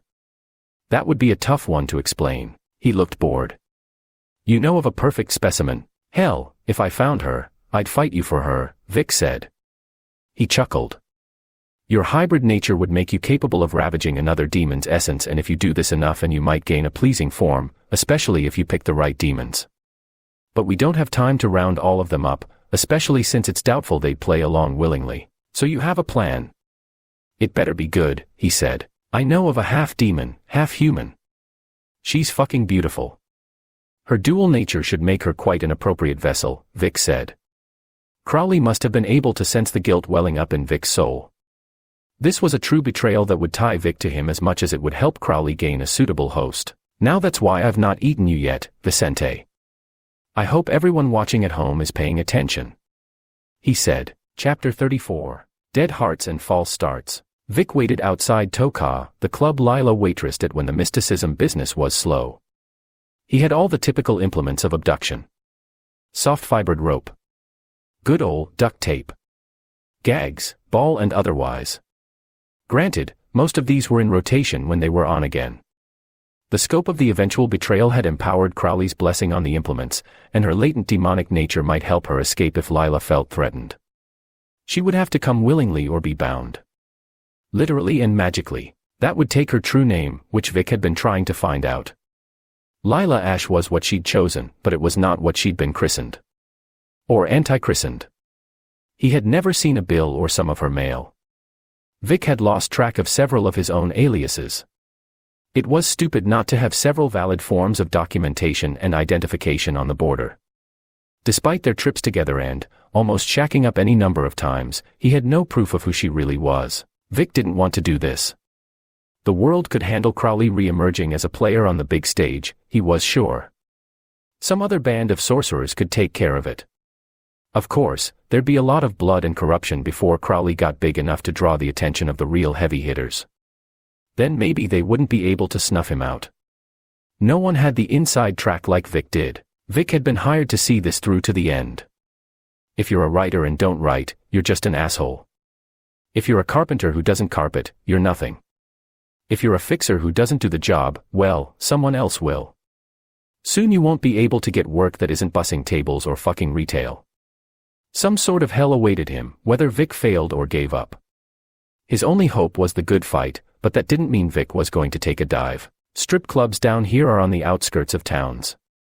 The past 15 years or so have seen considerable economic growth. They've gotten a lot closer than the conservative types are more comfortable with. And for good reason. This one is down the street from your standard tattoo parlors and scrap yards. It was walking distance from a hospital, a school, and a Taco Bell. A few blocks from a church. Really everything needed for a wonderful weekend. There wasn't a gaudy neon sign creeping into the skyline. Instead, a LCD screen advertised specials and upcoming sporting events. The business didn't rub it in your face, what was going on here. You'd have to pay the cover for that. There was a large fence around the whole parking lot. Vic wasn't a regular. He met Lila in a college class years ago, and she always maintained she was just a waitress when she began working here. It was beneath her, anything she could do here. She could have run the place, certainly, but having such a job indulged her demon side. It might cost her that last bit of humanity to which she stubbornly clung. That isn't to say she didn't enter the periphery of the classy gents who frequented this establishment when they were off again. Those pigs who wouldn't consider dating a stripper, they'd fuck one sure, and maybe pay for it, but were willing to rut it with the staff. This job was a point of contention in their relationship at first, but as real slights were marked in each of their ledgers, and were forgiven if not forgotten, Vic and Lila found that they didn't require a sturdy foundation to merely orbit one another like they did. It was 3:30 a.m. She hadn't left to go to her car. The after-hours activities had already trickled out. Alcohol had stopped being served, so most of the patrons had some of their shame still circling around them. Not all the girls were under the influence either. It was a mix of the inebriated, the shamefully desperate, and the shameless. Whether the result of them keeping up their boundaries or because they had none. If there were more people like both in the world, there wouldn't be any war. She exited the club. She was in her server's outfit. Form-fitting. Accentuating of her curves. Certainly not the kind of dress she'd be wearing if she didn't work at a strip club, but it did make her look Amish around writhing nude and tattooed women. Her radiance was both heightened and diminished by such a disguise. She moved quickly, keeping her gaze towards the ground. Vic got off of his car and walked towards her. She looked at him and then to her side. He knew that look, the blood draining from your face. Your heart just vanishing from your chest. If you get caught in a lie. If you didn't get the job you wanted. That you needed. It's the look of the truth, the beautiful truth of poetry carved onto marble. It's the truth you can't outrun. That can destroy you. It probably would destroy her. Vic wasn't getting off easy, either. If you're not ravaged by that truth, you're changed. Nothing's the same after you get hit like that, and you'll waste your time trying to swim back to where you were. Few think to just move on. Fewer want to. So it's going to be like this, she asked. You could run. Or fight. I need your help. There's a big demon who'll only get bigger if we don't stop him now, Vic answered. He's vulnerable, but barely. The only chance is to trap him, and I need your help with that. You need bait, I know. I've been having dreams and nightmares, she spat. It's why I was leaving, but I got held up. You ever been caught somewhere and you can't just escape? We're all trapped somewhere. We both knew it might end something like this. Kids and a house were never in the future, he said. She moved into his arms and Vic wished they could just run away. She opened the back seat of his car and pushed him in. She lied on top of Vic and started kissing him. He forgot all about the job. They caught each other's eyes and quickly retreated behind their eyelids when they did. He felt her tears on her cheeks, mixing with his. Just like he felt her alternating between a hungry smile and a skeptical frown. Her hands unfastened his pants and as she did Vic hiked up her skirt and pulled off her boy's horts. They writhed against each other for a while and continued to kiss one another. If she would have told Vic to take her away from everything, he would have. It felt like high school again. They got right on the road after the encounter. It was going to be an all-night drive and she tried to get a nap in. She had just gotten off of work. Vic didn't want to stop having her attention, so he prodded her some. A cruise. Do you want to come with me on a cruise? He asked, a few hours into the drive. Where? She asked. Anywhere. Wherever you want. Probably would have to be south. Way south. Like Peru, at the dock that takes folks to Antarctica. We need to outrun winter unless you would just want to stay in our cabin in between the shows and gambling, Vic responded. That wouldn't be so bad. I wouldn't mind just staying with you all day in bed. Like we used to, she said. After the sunrise, they still had most of the day driving. And most of the time there wouldn't be any talking. This sort of thing is typically a mixed bag for Vic. He never knew if he was comfortable with the person and could allow himself to enjoy their company. Or if they had nothing to talk about. Even after 10 years, maybe 15, Vic was still nervous around Lila. Still in love. How come you haven't asked about the plan? Vic asked. She took a few minutes to respond, but if they were going to have a shot at this they'd have to be clear on a couple of things. Since she hadn't fought him this far, Vic almost wanted to scare her away with the details. It worked in the past, when they were looking at houses one time. Not when they were driving to their deaths. I think I know how it's going to go. I told you, I've had dreams. You're going to cast some spell. I'm going to lure them into some kind of vulnerability and then you'll either save the day or I'll be married to Satan. Having his demon Babito. Or the vessel for his earthly return. Does that about cover it? She asked. Crowley desires a pleasing form. Vic started but she interrupted. So why am I here? She responded, and Vic didn't know if she was fishing for a compliment or if she really had such a low opinion of herself despite all the attention she was used to receiving. You know I don't know why you say stuff like that and always swipe at me when I don't handle compliments well. Besides, women either know if their form is pleasing or not. It doesn't just happen, it takes work. And a purpose. She didn't respond. It was easy to get her to just tune you out. It's like there was a mute button in her head. Vic was quite capable of saying the wrong thing and pushing it. The words hung in the air for a few minutes but he thought to continue. A demon sleeping in shale for millennia is one of sloth, and too corpulent for Crowley to be comfortable with. I offered him a chance to be something more than someone who has to hide in the shadows and tempt people through agents, Vic said. He placed a hand on her knee and she didn't acknowledge his words or touch. Your dual nature will allow him to improve his form in addition to taking some of your powers. I don't have any powers. Except over you and other assholes, she said. You have dormant abilities.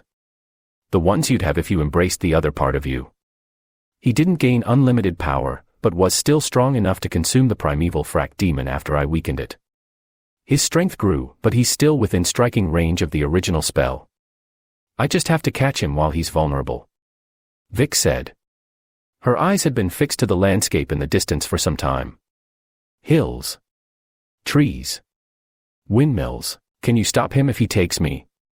Will you be able to save me? She asked, seeming like she knew the answer. Vic stayed quiet, trying to find the right words to calm her since he couldn't come up with something hopeful. If you don't lose yourself, if you stay strong, I should be able to pull you back. You might die. Your being might be sundered, with the demon part going to him and your humanity and soul to the next world. But if you stay whole and focused.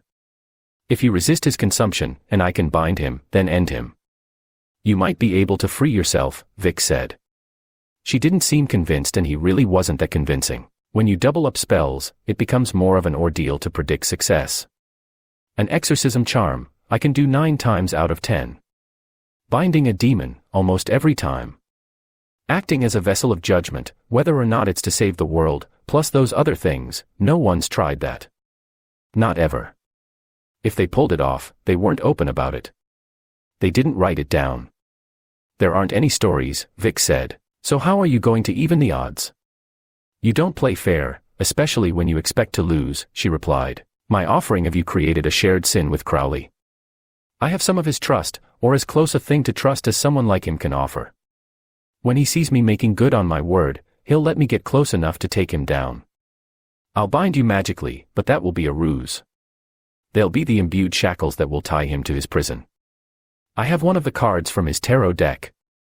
The rest have been destroyed, and so while it's not strong enough to do the trick on its own, it will serve some use. Plus, I was in Mexico recently for a job. Got a piece of the true cross, Vic said. Is that what was giving me a headache? She asked. Vic rolled his eyes. Some Satanists in Mexico were trying to profane it and sanctify it to the saint of death. I stopped them and was able to recover it. Vic showed her the necklace he was wearing. It was the cheap locket into which he'd jammed the bit of resin that contained the supposed relic, taken from the church's altar. Presently, the relic was inert, but if it wasn't enough to end the threat completely, it would be a straight line to the white and maybe get a little bit of help. I have their ritual dagger too. It's been linked to me, so worst case scenario it gets some more of my blood and maybe I can just kill Crowley. I've stacked the deck, but I thought that I had done that before and we're still in this mess. My flight got cancelled.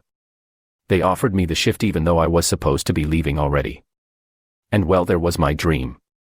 So we might have fate on our side.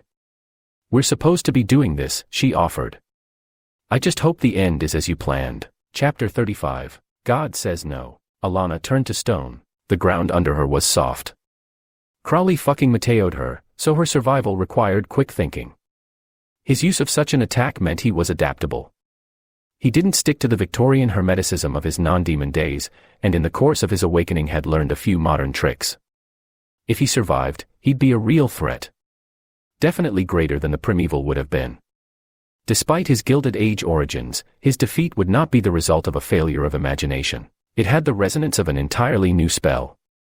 Johann wasn't much into video games. Andres probably came up with it. The signature on the spell invoked in her that revulsion she'd felt when her and her now former partner took Andres down. It could have been his magical thesis. She doubted that Crowley's tutelage was anything near formal, but like Jedi had to build their own lightsabers as part of their training, spellcraft was an important part of learning magic. The creation or rediscovery of a spell signified the conclusion of one's training. The novelty of the spell, and her certainty of its origin gave her a chance of survival in the face of such a potentially dangerous and literally earth-shattering incantation. Similar to how the ignorance of mundanes would diminish the effects of magic, the understanding and awareness of a spell's origin and the conceit behind its design would aid a practitioner in defending against hostile magic. She splayed on the ground and uttered the word, lapis. The spell was similar effect to what the nocturnal race of creatures known as gargoyles would do during their daily slumbers. Turn to stone so that they could sleep protected, out in the open. They couldn't spend their entire life as statues. When they were animate, if their bodies were completely solid, any locomotion would cause injury. Adaptation was necessary for the creatures to survive into legend. Towers were as safe for their denizens as they were for those creatures that inhabited their roofs and window sills. Before cannons and bullets, few had the temerity of pigeons to deface or damage a giant, intimidating statue. The fiery rock was about 5 times the size of a wrecking ball. It was not entirely solid. The outside was real, combustible shale. But it would be wasteful and costly to fill the volume of the thing with the conjured material. It looked impressive, and that had been enough for Crowley to promote his apprentice, apparently. Of course, now that it had been unleashed into the ether, the spell would develop and one day it might actually be calamitous instead of merely life-threatening. Sometimes lost magic was rediscovered through research. Sometimes it came to others during mania or vision.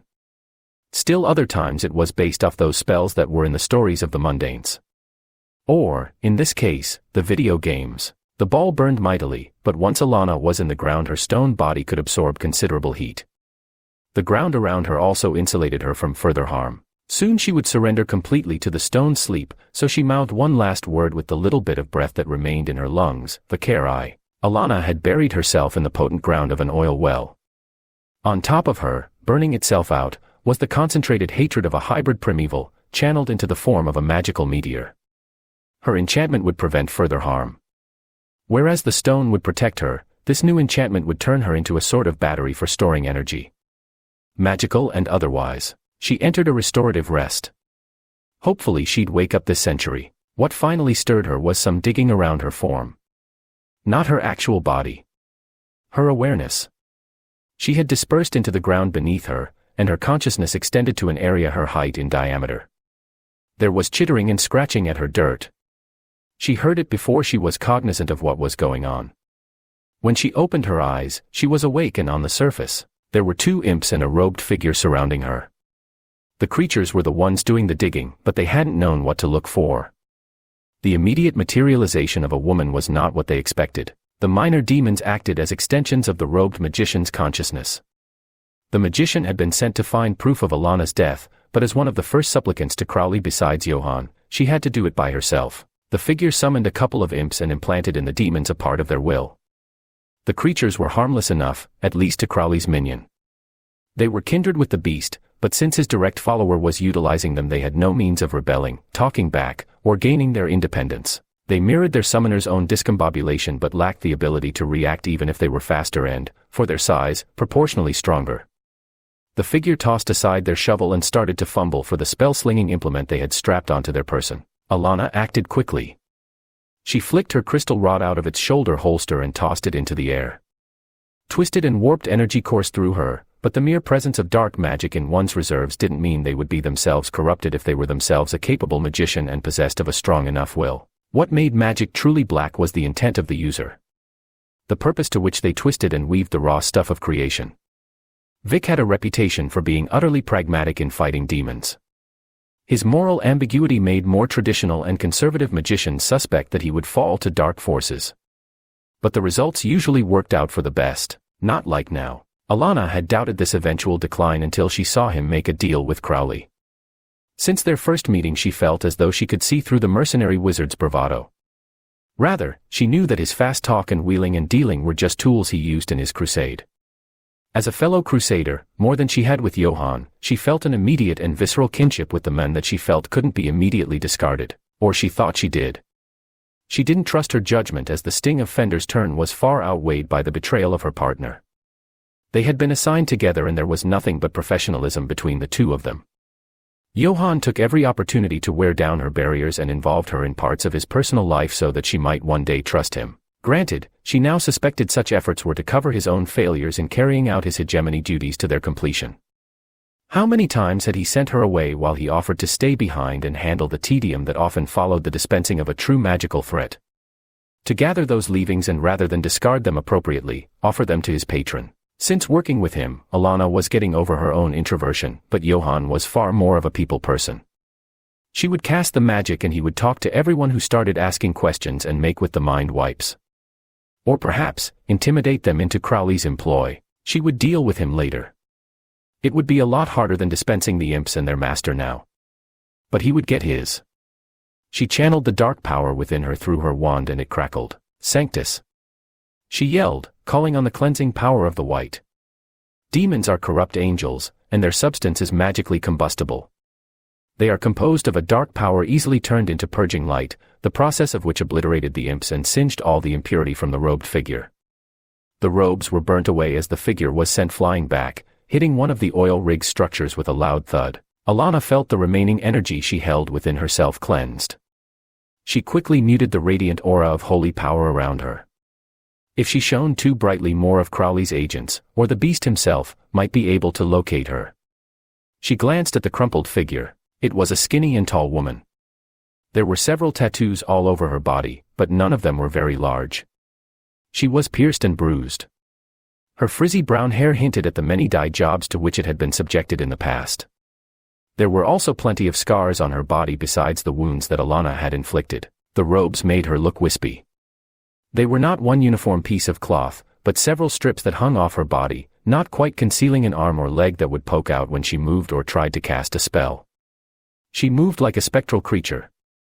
She didn't appear very young, but that might have been the result of her lifestyle. She gasped and was able to pull some of the essence which she had invested in the dissipated imps, and there was some sign of recovery as a result. Alana stood over her fallen foe and judged her opponent too grievously wounded for the woman's healing spells to make her a threat. Alana nudged her crystal wand under the woman's chin. It had extended several feet and other crystals jutted from it now, reflective of Alana's full readiness for magical combat. "Do you yield?" Alana asked. The crystal against her foe's throat forced a bloody cough. She couldn't respond, but she raised her hands in submission. "How many more of there are you? I was the first. The Beast Lord gave me some of his power and demanded I find you," she said.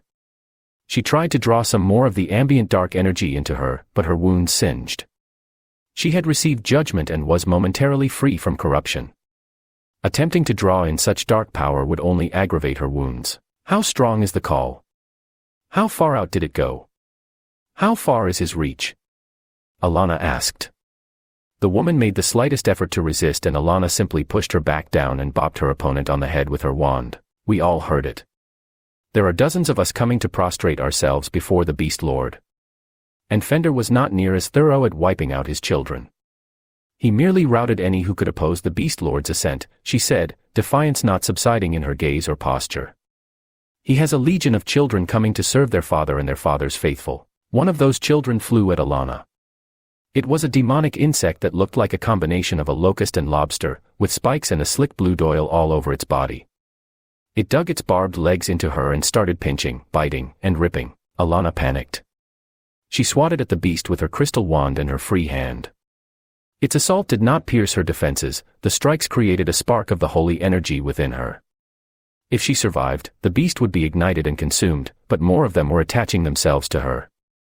There was little she could do to deal with the primal fear that the swarming of such creatures could invoke. Soon enough, she was covered. Creatures the size of mice, bats, and rats all over. They cared not for their eventual conflagration. Each attack weakened Alana further. They only had the safety of the hive in mind. The thin woman felt empowered in the presence of her master's children. The residual effects of Alana's blast remained, but more healing miasma surrounded and bolstered the woman's power and health than could be in its own way corrupted by the white.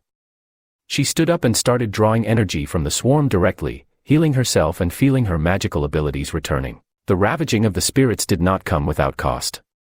The burned flesh did not grow back pale and pink like it would have if she'd healed it naturally. Instead, it was a scaly and bristly green, the likes of which covered the demonic vermin's husks. Her legs and arms stretched out longer than they had, and instead of finger and toenails, she had at the end of each digit the hook-like claws of insects. Her head tilted further than was natural as she approached the pile of now feasting creatures. "Leave some of her for me," the bug woman commanded, and swatted at the swarm with a blast of magic that manifested as a shock wave. It sent a force that dispersed the swarm, as well as bent the light around her target. She crouched some and sprung at Alana, or the space Alana had previously occupied. As the swarm fully dispersed, she saw there was nothing left. The woman screamed and reeled with some of her restored power.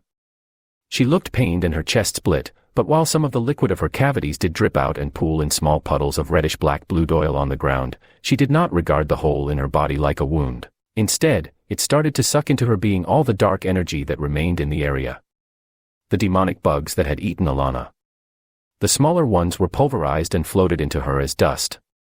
The larger creatures either came apart and their limbs and bits floated into her, or were similarly crushed and pulverized into more digestible chunks. The woman rubbed at herself in ecstasy. She was fully healed, and had also experienced a communion with her Lord. She felt orgasmic pleasure, the relief of recovery from a wound or disease, and the rush of power as her body became less human. Alana reformed behind the woman and struck her with an open-handed palm strike. "If all of Crowley's minions are as stupid as you and fall for the same trick twice, I don't think I'll need Vic's help," Alana said. The woman's expression shifted from one of ecstasy to panic. Then pain. She kept drawing into herself the substance of her surroundings, but soon there was no magic left. Instead, her body started to collapse in on itself. Less and less of her remained, yet her expectation of death was not met. She felt every moment of her obliteration as she imploded, with no release until she nothing. Alana looked at the wand in her hand and closed her eyes. She reached out her senses, and in her mind's eye she had view of about 150-mile radius. There were dozens of demons of various sizes and ranks in the immediate area. Many were guarding or feeding Crowley. A smaller number had started to secure Crowley's territory.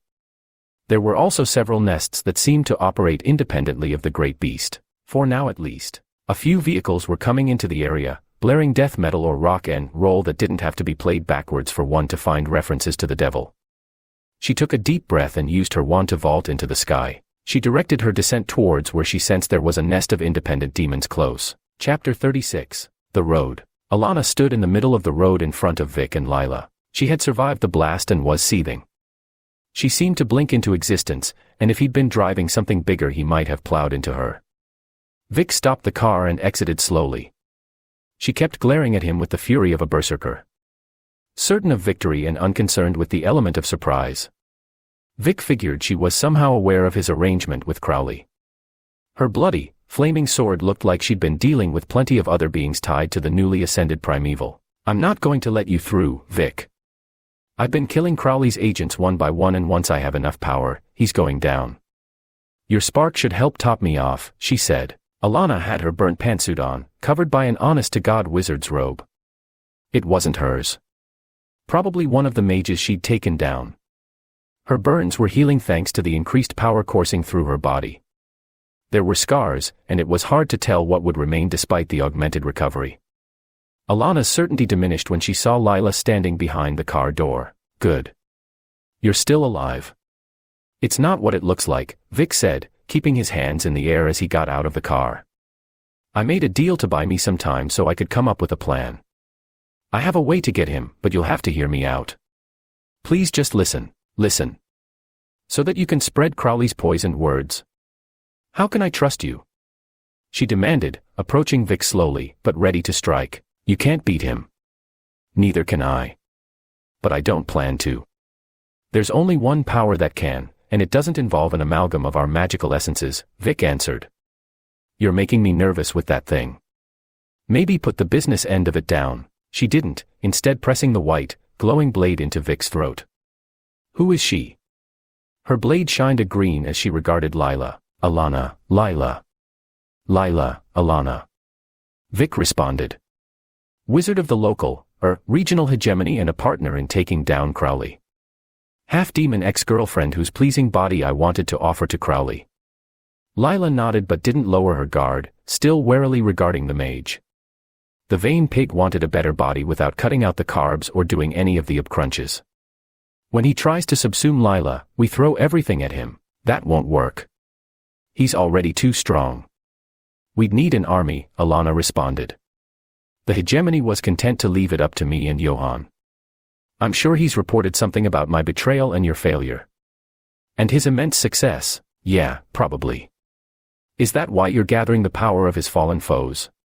So that you can try to suicide bomb your way out of this in lieu of an army? He gains strength with each passing moment. You've probably dealt with his supplicants, but you're not cutting him off from his power. Soon he will have control over all of it. We need to stop him before then. We need to call down judgment," Vic responded.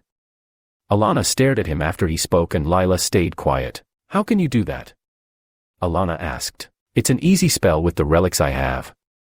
Vic answered, but she cut him off. "Easy to cast, sure, but will you survive? You've broken quite a few rules doing your work and taken a lot of shortcuts." "The ends don't justify the means with the Celestials," Alana said. "No, they don't. It's a literal Hail Mary play. We're desperate enough that those otherworldly powers might answer the cry for help. And we have enough power and tricks to keep ringing them if they're not by the phone the first time. It's our only chance," Vic said. "She's willing to risk herself and—" Alana said but was cut off. "I'm a big girl. And I'm straight, been so for years now. I've got a clean conscience, and it's the right thing to do. Demons and angels aren't fire and water, nor are their kin," Lila responded. "I don't get graded on the same curve as you or Vic. I'll be fine if Crowley doesn't eat me." Alana looked puzzled, but seemed satisfied. "Sin will be burnt away," Alana said. "You're right about her and Crowley's nature, he might be beyond judgment. If he is a true primeval, well, like you said, he might be, sooner or later. But he's not there yet. This is our only shot, and if we fail or hesitate, he'll be out of reach." "How many of his followers have you taken out?" Vic asked. "Dozens. Why? Because you've got his attention. He feels you killing his servants, relatives, and followers. He probably doesn't know it's you, exactly. He's certain you're dead and his pride is reinforcing that certainty. If he has any control at all, he probably thinks the minor forces he's sending your way are enough to deal with a rogue, demon-hunting rancher, or whatever the fuck.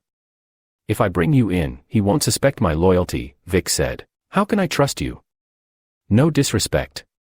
You haven't fucked me and I don't plan on letting you, she said, not at all sounding respectful of the others. I'm bound by my word and oath to finish the job. If I was working against the spirit of my agreement, you'd be able to tell. Either through the sight, or on my body. You know breaking a magical contract is deadly. Even for chaos magicians who flout the rules. When we sign our word, we invest in it the reality of our will. Making an oath or a promise is a greater sacrament for us than other wizards, Vic said. He rolled up his sleeve and showed her the seal she'd seen earlier. Crowley could have healed it or faked it, so if you think I'm lying, try and pierce whatever veil you'd think would be up. Half. Give me half of your fee, whether or not you survive, she demanded. You've done nothing to deserve that much, Vic answered, quickly rolling his sleeve back over the seal. I nearly died, Alana shot back. You knew what you were signing up for. You haven't put in the legwork to set this up. You've been letting the fiends come to you, Vic said. Not that any of this mattered if they didn't succeed, but it was the principle. A quarter. In addition to the previously agreed upon fee. That's still about $1 million for you. You don't have to let the hegemony know. You shouldn't need more than that. Why do you need so much? She asked him. Well, I have a lot of bills coming due. A number of people helped me out. Someone has to set up a scholarship fund or something for all the orphans and the people who lost everything. The oil company is going to try and get out of paying whomever isn't lawyered up, Vic said. FEMA doesn't cover this sort of thing. A quarter of the gross is enough to get you bound to the contract. So if I try something funny, you'll get heads up that you're dealing with a would-be oath breaker. If you're taking care of the children, then deal, Alana said. Why are you going to help all the victims? You don't have to. I was there, remember? I saw what was happening firsthand.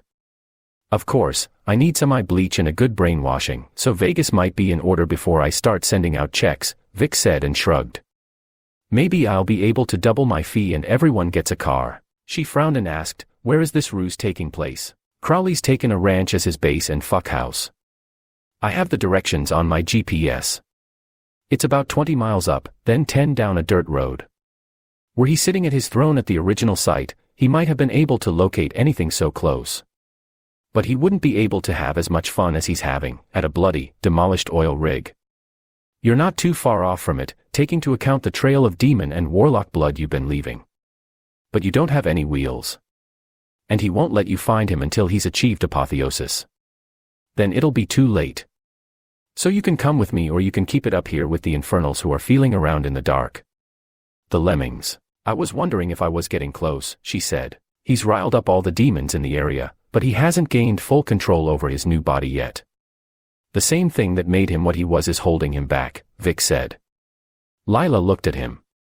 She saw all the dots on the page, but no one had told her how to connect them until now. How has he gotten this far? What is he? Lila asked. Her understanding of the supernatural outside of her folk practices was instinctual due to her nature. She might be able to defend herself against assault, but she avoided deep study of the arcane out of the fear of what it might awaken in her. Aleister Crowley was an iconic figure. A skilled magician, but mortal all the same. He might have attempted immortality, but he died or has been hiding from the infamy he spent a lifetime achieving, Vic said, shaking his head. Anyhow, what we're dealing with is merely an echo of the real Crowley, but the tribute and deference he received from all those supplicants twisted him into something more than a ghost. Johann was probably helping him too, somehow. Alana added. Fed him bound spirits and arranged for Crowley to consume some independent ones as well. Vic nodded and continued, so he's become something more. Crowley's a copy of the original that's been traced over and improved upon. Like when someone defaces the portraits of money and calls it art. But since he's changed his inherent nature, there's growing pains. I've convinced him that taking Lila's form will ease the transition. It might, but it definitely will leave him vulnerable when he tries. She nodded. Alana gave Vic her sword and they drove to Crowley's ranch.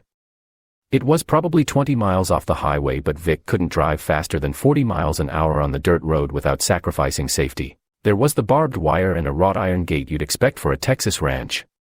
There were 2 fence posts ordained with longhorn skulls. Crowley had more sense than Papa Muerte and Don Jose not to Golgothify the place. At least for now. The ranch's name had been scrawled on the white arch above the entrance, and there was its brand on the gate. To mundanes, it would read Brooks and had a stylized Y merged with AB. Branding isn't all that different than sigils. Some early brands on stock did include an incantation to aid in the rescue of a stolen or lost animal.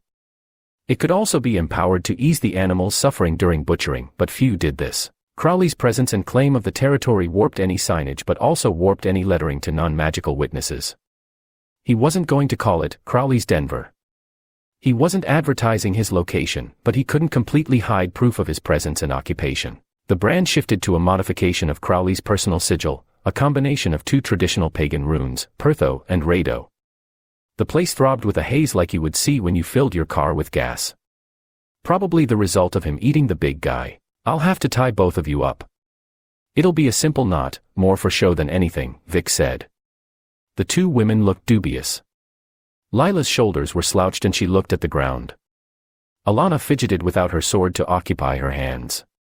Vic had to tie her hands up twice as the first time she tested the binding to see if he was telling the truth. Vic dropped the veil that concealed the 3 of them as they approached the gate. Not long after that, Johann greeted them. But for his inability to meet Alana's gaze, his demeanor changed, similar to how Don Jose's might have when he received his first infernal investiture of power. Improved posture, with no concern for the paunch that was shrinking around his belly. Despite the lack of light, he walked sure with each step. He radiated confidence and power. He also had, in a few hours, aged considerably. Vic wasn't sure whether he had dropped a spell that concealed his true age with his newly swelled pride, or if he overloaded his system with the sudden, unrestrained infusion of infernal energy. I was thinking you'd run away, but here you are, Johann said. The Lord wouldn't hear my doubts about this working, but he's promised me your essence if it doesn't. Let us begin. Chapter 37. Gambler's Ruin. Johann didn't let Vic, Alana, and Lila into the house. Crowley wasn't present. Or rather, he was omnipresent. The same malaise at the oil rig suffused the area surrounding the ranch. It was slightly different. Slightly Victorian. A little British. There were foreign smells that had replaced or overpowered the local and unnatural ones here. Smoke was thicker and blacker, like it emerged from a 19th century steel plant, not a 21st century oil refinery. Air fresheners that had been plugged in or lit to cover this smell did not have their advertised scent, but those smells of thick perfumes from this time period as well. There was even the smell of English tea wafting from a stove, not the uniform, homogenized scent that comes from all bags of Liptons. Crowley had all the power of his form, but he didn't know how to use it. He was flexing his muscles and shaping existence around him to what he demanded of reality, and the expected comfort and nostalgia. He couldn't change the world, but he could carve out a domain of his immediate surroundings. The mesquite trees and all local vegetation was dying. In its place, flora common to both his homeland and the Austin area where he'd spent the last few decades was sprouting. Its growth accelerated, but the soil could not sustain the life, and so it would die when Crowley left. He was already a blight on the land. They arrived at a clearing in the brush. There was a circle of branches, shrubs, cacti, and rodent corpses with a diameter of about 20 feet. There was a 7-foot hole at one side which let them in. It was as though a tornado had sprung to life and subsequently died right at the middle of the debris. That tornado was Crowley. He had retaken his mortal form, perhaps to say goodbye to the corpulent, pasty body. He wore a silk, tiger print robe that barely contained his mass. No one dared tell him it was not the rancher's loungewear but had in fact belonged to the wife of the house. He hadn't tied it shut, and so his gut and other dangling bits were only occasionally concealed. Per Vic's instructions, there was a table at the center of the circle. A pool table, actually. A nice one. The owner of the ranch wouldn't like that his game room had been raided for a demonic feast. A binding circle of runes was on the ground and on the felt. You've done it, Vicente. I'm glad. I didn't want to have to kill you. Don't think I still won't, he said. Lila, go lie on the table. Crowley, stay away from her, Vic said. Not until I tell you it's time. Otherwise you'll destroy her form before you can take it. You dare. Crowley yelled, and in the blink of an eye was on Vic and Lila. He had resumed the earthen, bulbous form of the big guy, save for keeping something of his own face. His hands extended into the large, dull claws and his mouth distended into a fanged maw that looked like jagged edges of an earthen fissure. Vic flinched, but also pulled Lila to his body and wrapped his arms around her so that he might shield her from the demon's assault, momentarily at least. Then Crowley seemed to recognize that he had acted improperly and retreated from the two of them. It was the first bit of restraint he showed and shocked his followers. They said nothing. Vic undid the ropes and Lila complied, ready to meet her fate if Vic proved untrustworthy. Her arms were wrapped around her belly and she hopped on the table, then lied down. She looked up at the sky. You are fortunate you're doing so much for me, but after this is done, Vicente, we will have to talk about your attitude. He smiled wider and turned to face Vic's other prisoner. Magus Alana, so glad you could join us. You have done quite a fine job of keeping my palatial ranch hideaway private. Johann has been lobbying for you to be forgiven if you join us. What do you say? Kill demons for me, not just because it's the right thing to do. Go to hell, Crowley, she said. Johann shook his head. The last bit of him that could be was crushed, but Alana's stubbornness had worn out Crowley's patience. What shall we do with her, Vicente?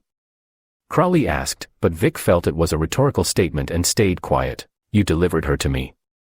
I doubt that was easy, and so for everything you have done you are due a say in how this goes down, Crowley said. If you can deal with that attitude, you might be my right hand.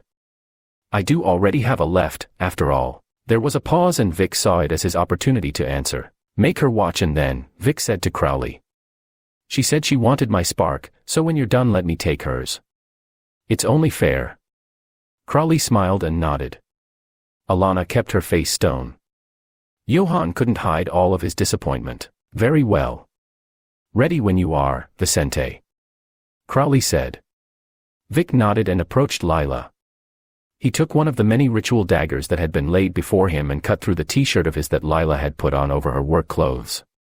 Crowley looked delighted when he saw what would soon be his body. Vic caressed her cheek and looked towards Alana. Her expression softened slightly. She hoped that Vic would live up to his word and not down to her expectations. Vic closed his eyes. Alana called them the Celestials. Vic referred to the power as judgment. Its simplest label was the white. The magical exaggeration of the life-giving and purifying properties of light. Vic didn't believe they're anthropomorphic, but a lot of the faithful would disagree. Mundanes know of this presence, they see it when they die. The fleshly corruption of their consciousness is stripped away and they head to the next world. The ready join with the power of the Force. The unready, the guilty, and the empty blink. They might hold on for a few more days, months, or years. Then it's darkness for them. Sometimes a flash of light accompanies miraculous event. Deliverance from evil or salvation from danger. Vic tossed the relics on the ground around him and ignited the divine energy they contained with the last bit of his magical energy and a quote from one of the few poems he could remember. Holy. Holy. Holy. The area filled with the white. The last thing Vic saw was Crowley dropping Lila from his clawed embrace and shielding his eyes from the brightness with those same talons. When you're knocked out, if you haven't suffered any serious brain damage, you should be up after a few seconds. So when he snapped back into consciousness, Vic knew he was spared enough lasting damage to be able to hope that when he woke up everything would be finished. It wasn't. Crowley was still there. So were Johann, Alana, and Lila. Everyone struggled under the weight of the white except the demon. It was his whiny voice that had roused Vic. He was arguing. You can't have me, no. I am the victim here. I am a survivor. I was going to be fed scraps of the slumbering primeval and then betrayed in his place.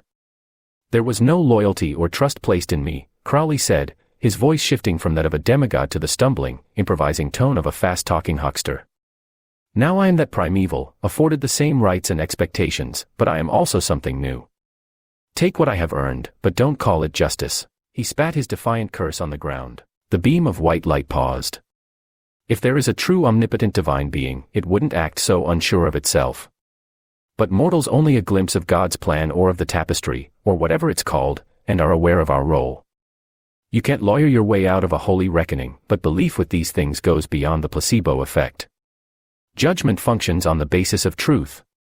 Were Crowley expecting some retribution, even were it veiled with zealous bluster, he would be vulnerable.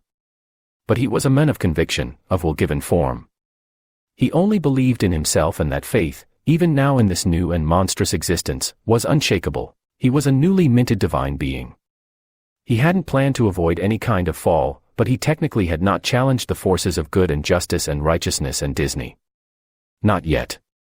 He'd played the hand he was dealt and took the most, but there was nothing inherently wrong in what he'd done. He was an innocent, and plenty of awful things had been done in his name. He had not sullied his own hands, however. Not yet, at least. No one, not here on Earth or wherever the white came from, was stupid. This is the problem when you don't have white knights doing the white knight work. The real reason why magic has become so weak nowadays. The world isn't black and white. It probably never was, but those lines were reinforced by the certainty of nearly all of the population. Now everyone knows there are always exceptions to the rules. A smaller pillar shined on Johann, about the circumference of a soda can. He sensed it was coming. His preternatural awareness was already keen before being invested with a small amount of Crowley's newfound power. Blarg. He spat. His hands crossed and he tried to resist it, but it gave him a cauterized stigmata and pierced the left side of his chest. The wounds didn't bleed, they were burnt shut. There was no telling if his heart had been pierced, or if it was even still there in that symbolic and literal way magic works. Johann had committed a fairly egregious betrayal and was the most deserving of judgment of anyone present. Him and one other man. Heyman upstairs, come on. We need your help. God damn it. God damn that. Vic screamed at the sky, not thinking about his words. If there was a way to invoke the power more effectively, Vic wasn't aware. It was the raw stuff of judgment from on high. The sight of which was damning or inspiring, depending on what part of the Bible you were reading at the time. He couldn't harness it. The power was not mere magical energy and Vic was not a man of faith. It was fading. Vic had to do something to make sure it got Crowley. The same beam came down on Vic. It burnt enough that if he survived, he'd have a nice healthy-looking tan. Vic was just a sinner. He wasn't a monster. Nor was he a zealot, and he definitely wasn't a saint. It might be unraveling his DNA and giving him melanoma, but it couldn't instantly consume him. Judgment is deliberate. It is certain. So it's not very fast. The light became heavy. It stirred Vic's conscience, not clear by any stretch, and made him face all his mistakes, sins, and regrets. What he should have regretted. That bill was due. The several holy relics he held besides the shard of the true cross, the charm bracelet of a kid who wrote a book about going to heaven, chips from some martyr's headstone, his grandma's rosary, floated away from him like they were magnetically drawn to the white. They were providing some spiritual shade, which now removed, left him even more vulnerable to the purifying rays. His sin was being burnt away and there wouldn't be anything left of him to enjoy what was going to happen afterwards. Here on Earth or in the next life. We have to do something, Lila said as she looked at Alana. There was no reason the two of them wouldn't be spared. It was a see what sticks to the wall, Hail Mary attempt that wasn't quite working. Vic was so sure about Alana, but many of those things that were going to attract the purifying white light of judgment were the things that drew him to Lila in the first place. Love, sure, but also desire and jealousy. Alana had nothing to say in response. She just looked towards the light as it approached and braced herself as it shone onto her. There was some slight, painful discomfort on her face. The good book's pretty clear on what to do with witches, but so long as magic users participated in an approved society and lived by a code, they ensured they would be judged by their sense of values, not anyone else's. Vic was on his knees, crumpling like a wilted plant. He barely supported himself, his arms were crossed over the back of his head and he wasn't too far off the ground. The rays revealed Lila's dual nature. She never embraced her demonic heritage, so the swath of light did something like redeem it, washing away whatever her ancestor had done to fall from grace. Her reaction to it was not pain, but very mundane and human. She shut her eyes and covered her ears as the full sensory assault that was the power of judgment washed over her. She was still there afterwards. This is bullshit. You can't let him skate on a technicality. He's why we're here. I'll take my medicine. Vic yelled, willing himself to rise. He approached Lila. If these were his last moments and the light wouldn't hurt her, Vic reasoned there were worse places to die than in the arms of the last woman you could love. Fuck you. You leave us here to clean the mess and take exception when we get dirty. I'm not going to let it go, but I won't let him get away with it. You're damn right I'm fighting you, Vic kept saying. Alana had no response and Lila approached him slowly. Crowley was amused at the last display of defiance. Emboldened by it. Okay, I'll go. But it won't be for nothing. I'll throw myself into the volcano, but the volcano better shut the fuck up. I am contracted to stop that thing and he assumes it's comeuppance. You're gonna take me, so make it mean something. You can have me, but make him choke on the power he stole and vomit. It's not his. The others, even Crowley himself, were confused by Vic's ranting and ravings. The light vanished and they were all in the dark for a moment until their eyes adjusted. The ground beneath the beast cracked and tar bubbled up. He was held and each step pulled him further. His form started to denature into the goop. Crowley stumbled and would have caught himself, but the arm used started to dissolve when it hit the floor. He was finally able to pull some of himself from the pool, but left behind the shell he inhabited of the primeval's form. What remained was a ghostly apparition of the parts of him that had not been consumed. Crowley's bald head and pockmarked, burned face. 2 flabby arms and 2/3 of his torso. Half of his skin looked sunburned and the rest had varying levels of bubbly scalding. There wasn't anything left of his legs or groin. The tarot cards began to glow and started to decompose as he pulled the energy from them to steel himself. Alana didn't hesitate. She summoned a small bit of flame and held them over it. The flames caused matching wounds on the spectral form. He started to diminish and flew at Johann's corpse. Crowley's spirit solidified and filled the hole in his chest the white had made. Johann's eyes gave off a similar glow to that of the spirit and dodged the mana blasts that Alana sent at him. He smirked and disappeared in a puff of smoke as his hands fondled his new, younger body. No one was sure of what happened. Robbed of the animating essence of Crowley, the primeval's husk calcified into a shiny mass. It likely still throbbed with some of the creature's power. The mound would be a great throne for some wizard king or CEO. It would be of little use to Crowley or his followers, but there were plenty of idiots who might try to utilize of it somehow. Alana's organization would likely go men in black on it and hoard the thing for themselves. Vic wondered if it would fit in his apartment, and then wondered how big a place he would need to keep it. No one could gaze upon it and not want. Vic let Lila go and stepped away from her. The light had stopped shining on him and the white was gone. His work was done too. Another fissure started to fracture underneath him. Vic waved to Alana and mouthed the words, "Thank you." He then turned to Lila and kept staring into her eyes until he fell, and he was gone. Chapter 38, Epilogue. The report of Alana Reyes to the arcane hegemony of the Quivira region. As requested by those who will ignore this missive anyway, I have prepared my report on the Peña incident. I have consulted Dana Montez's report to the DECA division. Ms. Montez allowed me access because, for reasons that will become clear, Mr. Fender was unable to sign off on the payment for services rendered and she needed an enchanted script to conclude the cleanup portion of the project. Vic Fender's notes were also used in this composition. He's nothing if not thorough. The hegemony has already started spending the money we received, and so I cannot put off this document any longer. Due to recent events, I cannot say I have much faith in the hegemony's plans for settling the southern region.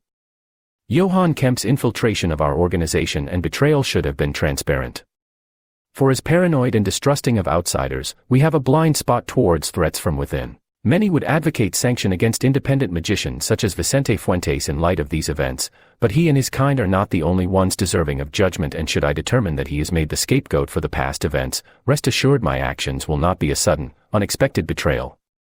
They will be steps towards reform, and barring that, revolution. We cannot hope to establish a foothold by just taking what others have created.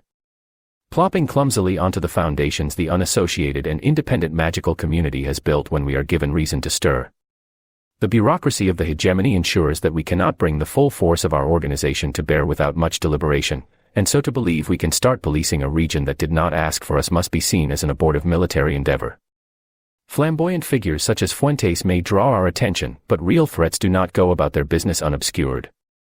My former partner, Johann Kemp's betrayal should prove that. Conservative elements hope for a resurrection of the old ways. To stay hidden even if belief in magic, miracles, angels, and demons is as high as it's ever been. They argue that some end of our way of life is always on the horizon, that the apparently contradictory growth of religiosity and hypersensitivity will smother any chance our often misunderstood, bloody, and offensive ways have for renewal. This inevitable Armageddon or Inquisition will invariably result in arcanists being the next moral panic scapegoat once the opinion leaders move on from terrorists and homosexuals. Magic has weakened and it would certainly be vulnerable to such persecution. The wounds from the various witch hunts from this country's past need to be cauterized shut. The founding fathers and Masons knew what they were doing when they built this country's town halls and capitol buildings. In following their themes and tropes, subsequent generations successfully sanctified the government and ensured that there would be Northwest Place for court wizards and advisors. Unless we would do things without our magic, it would take a figure capable, not only of arcane puissance not seen in centuries, but also possessing of some kind of predestination to rise in secular power in the current landscape of a post-Citizens United world. That is the only way those halls would open for us. Otherwise, the most we could hope for is being the next Reagan astrologer. And even then, that charlatan was just another body in the echo chamber. We could use piles and piles of money, which some of you possess. However, concerning those of you feel you are above simply buying a senator or two or a dozen. The truth is they wouldn't take your dirty money, because cavorting with sorcerers is not something anyone of the upper class wants to be a party to. Either out of religious or rational reasons, or because they don't want to reveal all those sex cults at the center of many Beltway families. And to that point, everyone loved True Detective, after all, but no one started any witch hunts, so why are we so scared? I can go on, but the point of this missive is not to enter into the record my observations on the world which is increasingly inhospitable to wizards. Fuentes was successful in facing the threat of Crowley. A threat to which the hegemony should have been wise. Johann may well have covered up his rallying of the great beast supporters and worshippers, but there were still plenty of dots to connect were the hegemony not concerned with assessing the utility of figures such as Fuentes out of jealousy. He never recognized our authority, but he was on our side, if we would consider our side dealing with true magical and demonic threats to the world. In the aftermath of this incident, it has become clear that some of the leaders of the hegemony were aware of Crowley's plans and wanted him and Fuentes to either align, so that they might strike the both of them down with the full support of our members. Or they intended for the two unknowns to destroy one another. Even though he voiced his support of Fuentes in the past, such a plan does smack of Counselor Alphonse's approach of letting problems solve themselves. So Crowley was defeated thanks to Fuentes' acceptance of judgment and imprisonment in purgatory. The Celestials made quick work of Crowley and withdrew with their prize. The great beast still lives, in Johann's body, but is at best an inconvenience to all but the dumbest and most naive magicians and mundanes. Fuentes' paramour Lila Ash was cleansed, somehow. You will have to consult one of the hegemony's theurges for a clearer explanation of what happened. Her fallen nature was redeemed by the light of judgment, but she chose to forsake her angelic rebirth so that she might yet raise her child and bring back its father. Do not look for Lila. I have helped her flee to safety beyond the reach of the hegemony. I will monitor her for signs of reawakened corruption, and to see if she brings her and Fuentes' child to term. As should be clear from the tone of this report, I am not making any of these items as requests. They are statements of fact. I am regent of the South Texas area. My survival of Crowley's assault and return to aid Fuentes was only possible because I have ascended another tier of mastery of the art. I am now of equal or greater rank to many of you on the council. As such, I am entitled to my own territory. I know you were pruning Johann for this, whether or not he faced a suitable ordeal and advanced in power. It was no doubt his struggle in developing the art naturally that made him join with Crowley in the first place, despite a long line of hegemony tutors who should have recognized as much. I do not mean to imply that your misguided actions set him on his path. I mean it explicitly. You are welcome to visit me and see for yourselves if what I say is true. Crowley's defeat was only possible because of Fuentes' sacrifice and my conversion or destruction of his followers. Not only will you find yourselves unable to match my newfound abilities directly, should you investigate for yourselves you will recognize that I have insinuated myself as an integral part of the oaths and deals with the disparate magical elements and societies in this part of the country. It's my finger in the dike. If one of you thinks you are more deserving or even able to replace me, come try and see to it. Otherwise, I welcome your gifts of recognition. I want to move forward, ladies and gentlemen. I know all of you do too, not just those who placed me here expecting failure. Or precisely this ascension. As such, my first order of business is to request support in the rescue of Fuentes from purgatory. His assets are frozen until he can release them, and he has coming to him several millions of dollars. Tens of millions. Far more than the hundreds of thousands we've been paid by the Deca division. And spent. If we act unilaterally, it will be free money. He will either recognize our authority or let us have more than the agreed-upon amount. Before you think this merely good business, I will remind you that he did dispense with an existential threat to the Society of Midnight. There will be more threats, and without him, the hegemony will have to adapt more egregiously than many of you are willing to accept we are capable. Any of us doing what he has done would be worth a second chance.